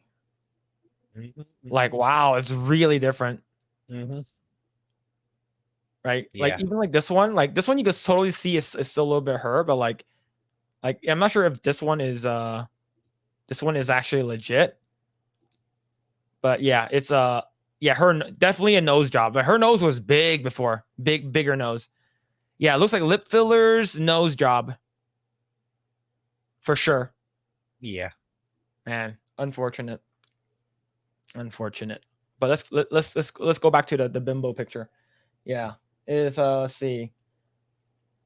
Yeah, tag team, please. You mean off the ropes? No, I think when he showed her sister. Yeah. You gonna tag team off the ropes? Let's see. Bree's pretty, but she's too thin and flat chested. Yeah, I think she's relatively too skinny. Bree doesn't have a booty and her feet are funky. She has a nice face and boobs. You're not wrong. It's clear that if you have more than 10 million subs, YouTube TOS doesn't apply to you. Yeah. Yep. Let's see. Brazilian fart fetish. Let's see. No one night stand to begin with. Then keep her on speed dial for booty calls. Now, here's the thing, though. How about if you guys aren't exclusive, then she can have one night stands with other guys, and are you okay with that? Right? Yeah. See, have you have never been recommended Sniper Wolf on my front page? What have you been watching? I'm always in incognito mode for my own personal reasons. All right, so I don't. So it doesn't. Yeah. If you're incognito, your previous views will not be picked up. So it's always if you have zero algorithm or data that YouTube can base on, it's gonna be the top content creator that's gonna come out. Like Sniper Wolf. Yeah, see. She did gaming streams, but it was someone else playing the game and she was pretending to play. Wait, was this her? Yeah, and she's also the one that's pretending to even react. Some of her reacts are not even real. The way people found out was that it's through the reflection of her glasses. Like you can see the light, the monitor light in her glasses, that you know that she's not reacting to that content that they're showing. It's that bad. Oh my.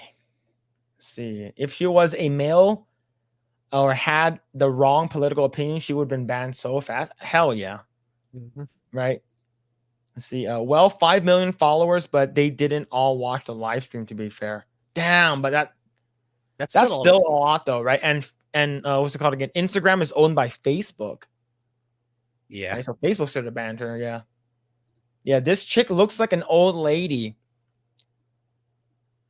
Man, she look alright. Yeah, Sniper Wolf started out as sexy gamer or something like that, as pure thought. She spent the last 10 years hiding that. Really? Is that true? But regardless, it's out there, and she should honestly be fired at least. Yeah, I would say so. I would say she should probably get demonetized on her channel, or at least get her channel banned for sure. So Amaranth or this YouTube chick, I would choose this one all day. Amaranth looks like she's like the sweaty kid. Here's the thing though. They're both thoughts, right? They both have a lot of work done. But Amaranth is smart with her money. She has a gas station. That means you get free gas. Yeah, and I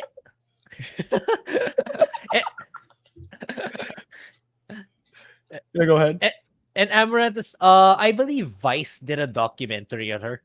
Like, she has an insane work ethic. Like she doesn't sit down during her, because she's afraid that she might fall asleep. That's how much streaming work she's done, or whatever content that she's creating. That's cool. That's how much of a hustler she is. So she's really taking advantage of her prime years. Yeah. Yo, Nagy, thank you so much for the 5 gifted memberships, man. Thank you. Yo, thank you. Yeah, thank you so much for that, man. Let's see. Twitch does it too. Yeah. So here's the thing. Do you remember why Twitch banned Dr. Disrespect?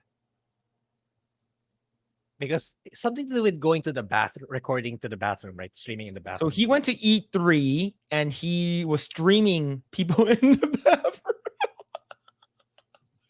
Yeah. Oh man, dude. That was, and he's still banned. Yeah, he's still banned. And so, and it's crazy that, like, I wonder if he's gonna get a contract to go to Kick, because I know Nick Merck did. I read something that the talks fell out. It didn't push through, so he's gonna stay on YouTube. Okay. Let's see. I don't like either one, right? Yeah. See. But here's the thing. If I had to choose, yeah, she has Nightcrawler feet. Yeah, the incredible Nightcrawler. Let's see. SS stands for sexy.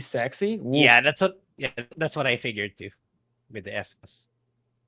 Yeah. Yeah, we have Brazilian fart fetish. He can't be login. Yeah, go ahead, Grae. Yeah, I'm just reading a comment from Rumble. It's about and look at Russell Brand, right? Yeah, Russell Brand's like, it's just allegations, and look what's happened to him. Yeah. And see, like it's like allegations, nothing, like we don't hear anything, completely demonetized. However, he's not getting the money. The channel is still monetized, but that money goes to Russell Brand. I mean, it doesn't go to Russell Brand. It's Russell Brand, yeah. Right. And you have people who are like people who are completely canceled, like everywhere, you know, like what's it called again? Like let's talk about like Justin Roiland, right? Like he was being sued for being, you know, like a domestic violence person. Maybe he's being mean to his wife or whatever, or previous girlfriend. And then he got every show stripped from him. They recasted Rick and Morty for both Rick and Morty. They took away a bunch of his shows. He's no longer a part of the production. His game is no longer out, and like it's crazy, right? Yeah. But the thing is that if you are, you know, maybe on the right side, or maybe if you're super hot or something like that, I don't know. It's just their cancel culture or whatever this is, especially for her. Like there's some kind of like crazy cancel culture that does not apply. Like you're a protected citizen if you have a specific influence. Yeah. Yeah, it's crazy. Let's see. Yeah, free gas. Yeah, Phil, that is how business works. Yeah, the fact that she bought a gas station is pretty nutty. Right. Let's see. See, John Life, that one, yes. The one after, no. Does anyone even know? What are you talking about for this one? Did I miss it? Oh, I don't know what you're talking about. Oh, okay. He got temporary ban for that, and then he was unbanned, and then he was permanent banned for unknown reason. So that's Okay. Yeah, okay. Okay, yeah. Doctor Disrespect, yeah. Let's see. Let's see. Does your uncle know about your Brazilian fart fetish? I'm sure he has contacts either to get some material or cure your choice. No judgment. I can. Well, my uncle, the one that worked in Mexico for a long time, which is closest to Brazil that my family has ever been to. He passed away, so I probably won't be able to ask for any Brazilian fart fetish stuff. See. As long as media doesn't pick up the story, YouTube doesn't do crap. Yeah, yep, true. But yeah, this whole Sniper Wolf incident.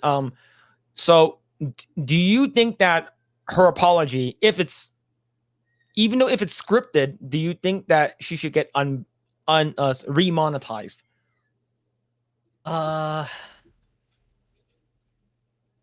If it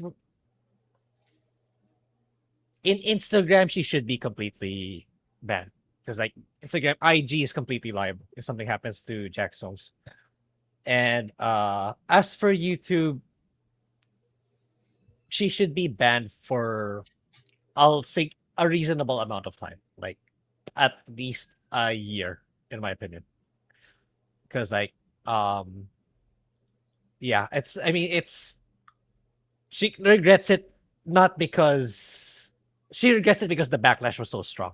But if she could have gotten away with it, she would have just said, "Yeah, life goes on. I'll just keep making my shitty content some more."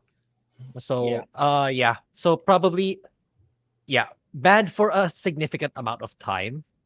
Not necessarily permanent, but permanently for IG, because that's the platform she used. But for YouTube, yeah, maybe at least a year or more. But let's be real, it's not gonna happen. YouTube needs to make more money out of her. Yep. Let's see. Palika says, "Yo, Mexican farts are not sexy, but bloody." That sounds so violent. You see, it says she is free booting content. I'm assuming it's free, and not transforming the content. Let's see. A big Ewok says, "Yes, remonetize all day. I just watch for boobs. Don't care about reactions." You're basically watching it on mute. Oh man. So ban her? Yeah. I think we should ban her. I would say, like, should it be permanent though? Like maybe it can be settled in like the court of law. I don't know, man. Her shit is better than most of those lame ass NPC streamers. Hey, that's me you're talking about. She only regrets being called out for years. She's has deserved a permaban. Yeah, that's true. That's true. The backlash was so strong this time around. Let's see. I'm sure she's done a lot of things in the past. Okay. I'm gonna check this. Has Sniper Wolf been arrested? Yes, she's been arrested before. But for what? Let's see. The first two arrests occurred in 2013 when she was arrested for armed robbery charges. Yeah. Yes. In a record posted in the website, Sniper Wolf can be seen as having been booked under her real name, Aliyah Salesh. Sniper Wolf also discussed this incident in a YouTube video in which she was shown responding to the question fans had sent her via Twitter. A fan asked her why she and Evan Sausage had been arrested for armed robbery, and she responded with an explanation. She said that she had not tried to hide her arrest, but that she saw no point of bringing it up anymore because it happened years prior.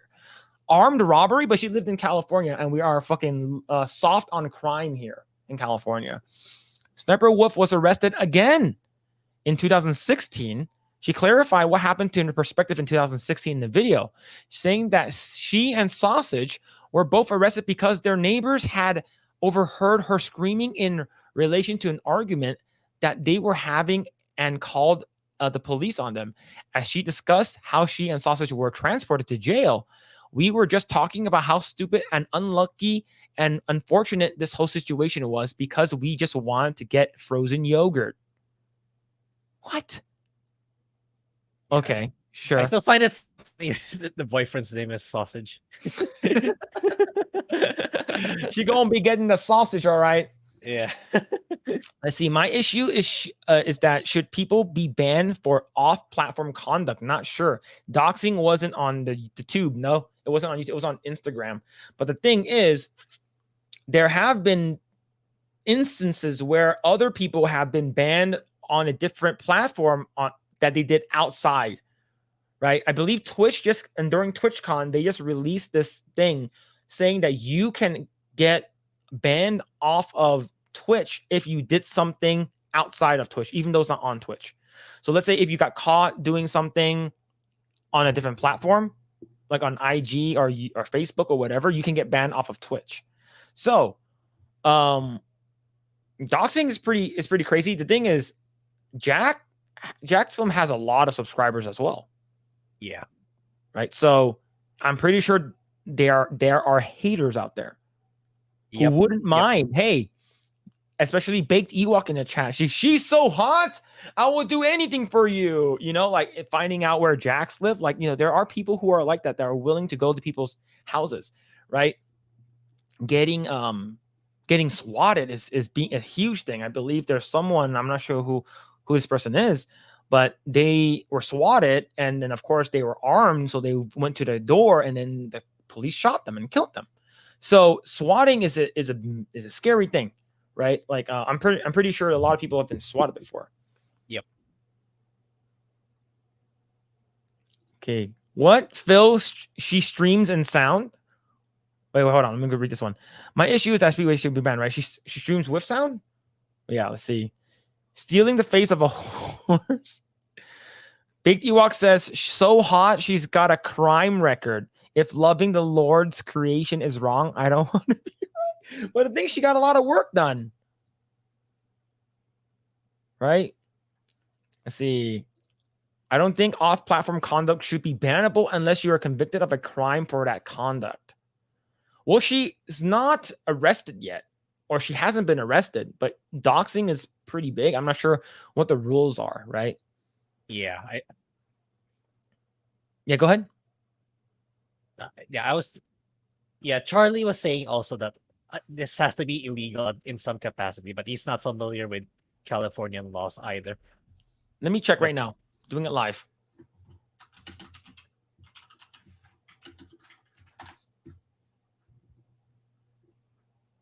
Okay. This is from August 2000. I believe this is updated in August 2023. Is doxing legal under California law? The internet is often filled with hate speech and trash talking. Most of these behaviors are covered by the First Amendment. However, the California legislature has taken steps to balance the public's right to free speech with their right to privacy and safety. As a result, activities such as hacking, swatting are against the law. Similarly, sharing someone's personal information, so a third party can harass or harm that person, known as doxing, is also illegal in California. If you've been accused of illegally sharing someone's personal information or harassing someone online, a cybercrime attorney, call a cybercrime attorney as soon as possible. So what's considered doxing, including full name, address, phone number, social security card or social security number, email address, workplace details, financial records, family info, and other personal information. Okay. So full name, no. Address is a yes. A big yes. And this person works there. So it's also a yes. Family information, probably not, but other personal information, because doesn't he have kids and a wife or something like that? Yeah. I'm not sure with kids, but he has a wife. So you're basically putting her in danger as well. Yeah. Yeah. So this is extremely illegal here. Not extremely, but the thing is that we are soft on crime and she's hot. Mm-hmm. So like the police gonna go over there. It's like, I'm sorry, but I have to arrest you. Yeah. See, is her husband's last name really Saucy? Yeah, that's the thing. It kind of you kind of ruined the mood just by reading his name. Yeah. See, she's in the middle of an ugly divorce as well. Oh, yeah. She doesn't Amaranth like... or her. Oh yeah. I think it's Amaranth. I was gonna make a joke to Sniper Wolf. Oh, no more sausage then.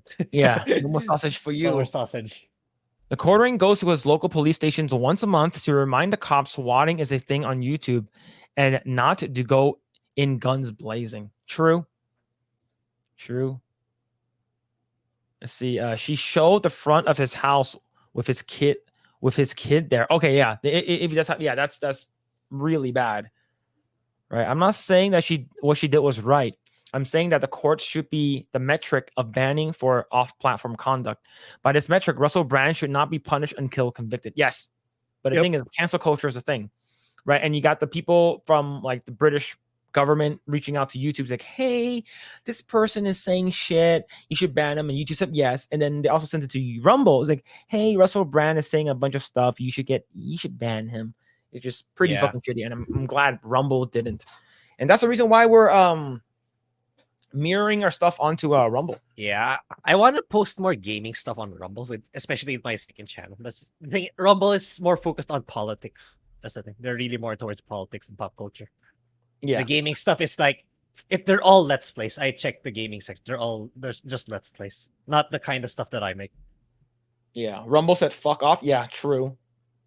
See, Marcus Pitts says Sausage was the dude who was playing the games she was streaming. They haven't been a couple for like 2 years or so. Well, they've been a couple longer. They haven't been a couple shorter than Jada Pinkett Smith and Will Smith. Yeah, I saw your tweet on that. That's actually really funny. Oh shit, man. We can talk about that briefly. What do you think, Grae? What do you think about the whole Jada Pinkett Smith and Will Smith thing, dude? I didn't follow through. I just thought that tweet was funny. It's like, especially with that picture of him with Will Smith. We've never actually met. It's like, what? How are you actually convincing anyone that that's true? Oh man, I've seen so much memes on YouTube. There was one, not YouTube. I seen a meme on Facebook. I didn't want to share it. It was so, I'm not sure if I can find it again, but it was literally saying that like how Jada Pinkett Smith was actually there that night with Tupac when he got shot, and there's literally Tupac right over here like this, like sitting like this, and her head's right here. I was like, I don't think I can share that on Twitter, man. That was going a little bit too far. Like I could have shared the one with OJ Simpson because that one was just like fuck, right? But the other one with her head like near his lap and she's like smiling. I'm like, oh shit. So the story with Jada Pinkett Smith, Grae, since you so I'm not sure if you're sort of caught up or anything like that. We're gonna briefly talk about. Yeah, it. I'm not. I'm most likely not. So you know what her red table talk is, right? Her what? Yeah. So basically, brought him on and saying that like I felt, unseen. I didn't feel myself, and in order for me to feel like myself, I reached out to our son's best friend. I had sex with him. Mm-hmm. And then Will Smith just sitting there laughing, trying to play it off like it's funny. But like in that one time where he's like this, you can see like he's basically become a meme, right? And then at the end, it said we ride together, we die together, bad marriage for life. But the reason, like, she's basically making money and grifting off of that. Yeah. So, and then the whole thing with the whole slap, right? Yeah. Like. He basically went up there and slapped them. Like, and of course he was laughing at the same time. He's like, oh, it's funny. And then you see Jada's face, like she rolls her eyes and stuff like that. And then he's like, and then he probably looked at her. It's like, fuck. All right, I'm gonna walk up there. I'm gonna slap him, and then so I can show that I'm protecting my wife, because he's probably trying to put up an image or a front that he has a great marriage, even though he does not. Yeah. And of course he says, keep my wife's name out of your fucking mouth. And Jada Pinkett Smith basically came out and said, I didn't even know he slapped him. I just saw him going up. And then when he came back, he slapped him. He didn't have to slap him. And it's so weird that he called me wife, knowing that we have been apart for 7 years. Basically, he lost like everything because of her, and she didn't even like respect that he did it. She didn't even like that he did. She didn't care at all. So Yeah. and she Will Smith was actually also brought onto her stupid show. Her their daughter and Jada's mom was there basically bashing Will, and Jada Pinkett basically said, I didn't even want to get married to you. Yeah. Like I was forced, right? Because you really, really wanted it. And that day was the worst day of my life. And then she came out on in some fucking interview and saying that Tupac was my soulmate. Holy fuck, man. How the fuck you feel so fucking shitty as Will Smith? Right? Because you're trying to put up this front. Maybe you're trying to keep your family together. But the fact that your kids hate you as well. Yeah. Because with a Willow Smith or whatever the daughter is, she basically agrees with the mom. Yeah. Like, yeah, it's your fault, Dad. You know, like it's your fault I'm born, or whatever. Yeah. And then, do you know what she's doing now? I'm so hurt. You know, like what's been happening. So, in order for me to feel better, I'm gonna come out with a book. Yeah. A tell-all book of what happened and of how she can be more herself now that she's free, you know. And then of course, Will Smith, I thought he was gonna say something. I thought he's gonna have his dick and balls back, but no, he basically just crawled back to her and said that he's gonna help promote her shit. I forgot someone said it. Someone online said, I'm not sure if it's someone on Twitter, but someone said, Will, you need to go back to Jada Pinkett Smith and grab your dick and balls back. Like she basically has it.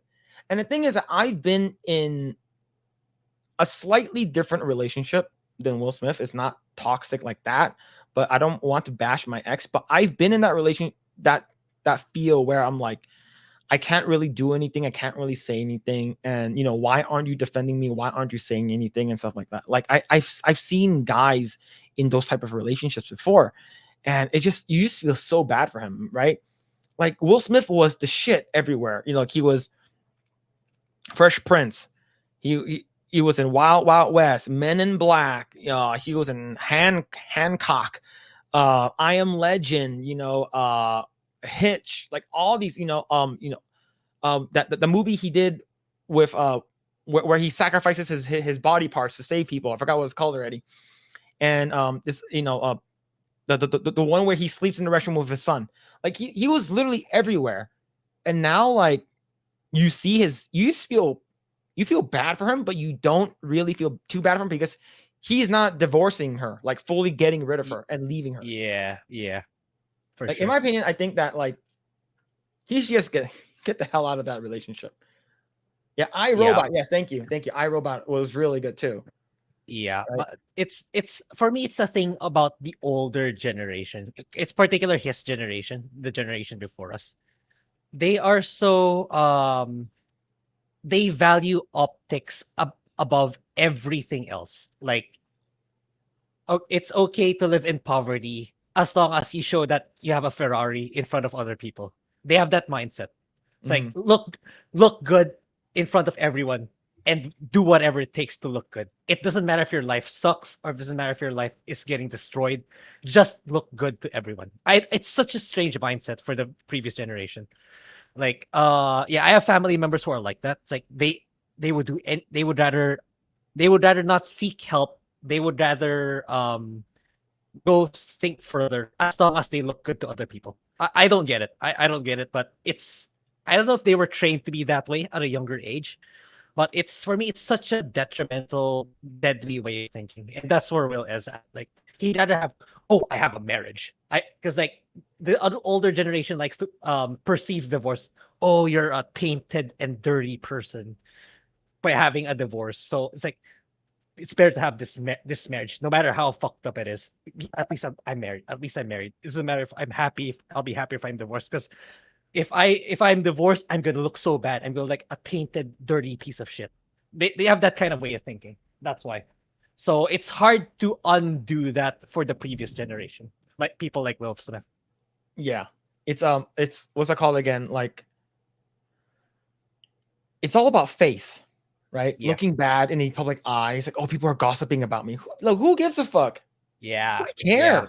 Yeah. It's Like, such you're a not it's happy. Just get the fuck out of that relationship. it's I noticed it's such a huge weakness of the previous generations. Like they I don't know what went through in their generation when they were kids that the optics, it's that important that you're willing to throw your life away for it. It's I'm the opposite of that. It's like I don't care what other people think. It's like, oh, I don't like you wearing that. So sorry, I don't give a shit.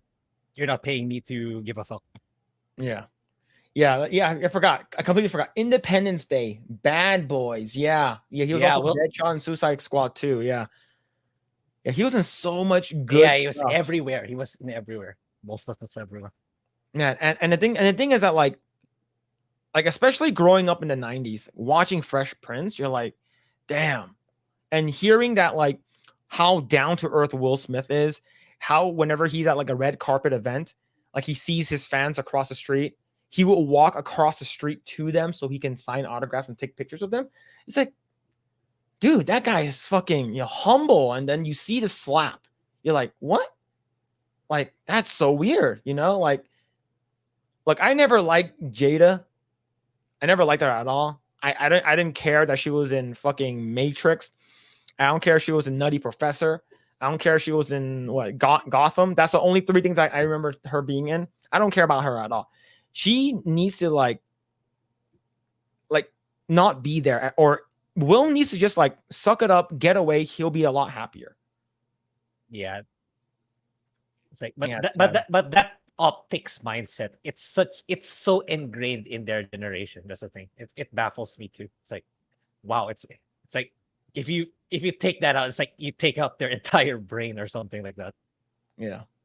Let's see. Are there any like I've been sort of like peeking over at Rumble. Are there any like good comments do you want to read from there? I know I know you can't really like bring it up. Like I don't think I have the ability to bring it up here. There's a lot of it's mostly about what's going on with Will Smith. Okay. So yeah. Let's see. Yeah. He lost it that night. He saw her eye roll. Yeah, the fact that he was laughing too. Yeah. He was actually laughing. And that joke was so it's like, Jada, G.I. Jane too. Can't wait to see it, right? That's such an easy, small joke. And then she was like, oh, alopecia. Oh, I can't. Oh my God. People know that I'm bald. You purposely shave your head too. It doesn't fucking matter. Who cares? Yeah. Embrace the baldness. Yeah. Like you can't take a joke. You're in Hollywood, man. Your husband, was a comedian, a comedic actor and stuff. Like, take a fucking joke. Yeah. The Godfather says Will has to take this on some level. He must get off on it. Because he could leave her and then that's the end of it. Yeah. But the thing is, it's like you said, Grae, I think the previous generation is so like, no, I have to make this work. I spent too much time, too much money on his family. My son has gone vegan. He doesn't come home anymore. My daughter, I read somewhere in what's it called again? In the Rumble chat. I think it's Argent Sable. I'm not sure if this is true. This is pretty fucked up. Jada's daughter is convinced Tupac is alive and that she's his daughter too. So effed. Willow writes to Tupac in her diary and pray he comes back. That family is so fucked up, man. Makes me so sad. Jeez. If that's true, that's insane. Yeah. And the thing is that Tupac died a long time ago and Willow was born like way later. Oh, man. And now she's trying to backtrack that they've been separated since 2016, saying they are working on it since then. And they're not even living in the same house anymore. Right? I'm assuming. Yeah. Yeah. See, because she would take half of that money, half of his money. Yeah. Yeah. It's sad. It sucks. Let's see. I used to listen to DJ Jazzy Jeff and the Fresh Prince. Yeah, man. Summertime. Yeah, that was some good ass song. See, less people, smaller world. Usually people didn't travel nearly as much or at all. So imagine being your village and your whole life and everyone knows about your shame. Well, the thing is, it's sort of like that, right? Since you have a social media presence, you're such a big big follower, like you have such a big following, everyone loves and adores you. Yeah, it's it sucks. It sucks for him, but you can't really feel bad for him because he's voluntarily putting himself into that situation. Yeah. I was thinking about that. Yeah, I was like, no, Jada made her write letters to him because she wanted Tuvok to be her dad. That is crazy. Yeah, she's taking it back too. Well, here's the thing. Grae, do you want to know more? Are you gonna buy her book? No. I don't really read books in general anymore, let alone And this is manga. Yeah, Right, unless there's a lot of manga. visuals. Yeah. Yeah. All right. Cool. I don't think we have anything else. I do want to talk about the Sniper Wolf stuff and it crossed over to the whole Jada Pinkett Smith stuff. So I think what do you have coming up, Grae? You have anything what you're doing right now? Code Vein video is finally up. I'm actually surprised that I managed to finish it last night. So that's up in my channel. So I bought Alan Wake remastered for like $3 in Epic Game Store. So I might cover that first before Dark Tide. And the sequel's coming up. So I think it would make a good short video before the sequel comes out. But yeah, I don't think I'm gonna make it. But anyway, I'll still try to make a video. And I am halfway done in season 2 of Vinland Saga. When I'm done with that, I will probably start trying to write and have our editor make a video out of it. Then I'll proceed with probably Spy Family. And yeah, that's about it for me. All right. And you find me anywhere at Mr. Phillip Chan. I've been dual streaming on both Kick and YouTube. So if you guys want to watch me play video games on YouTube as well instead of Kick, go ahead and follow my channel. It's at Mr. Phillip Chan. It should be pinned. Should be in the description below. What's this? I'm gonna talk. What's this? Phil's cool with his shame. He was brave telling us about Brazilian fart fetish. Beautiful and brave.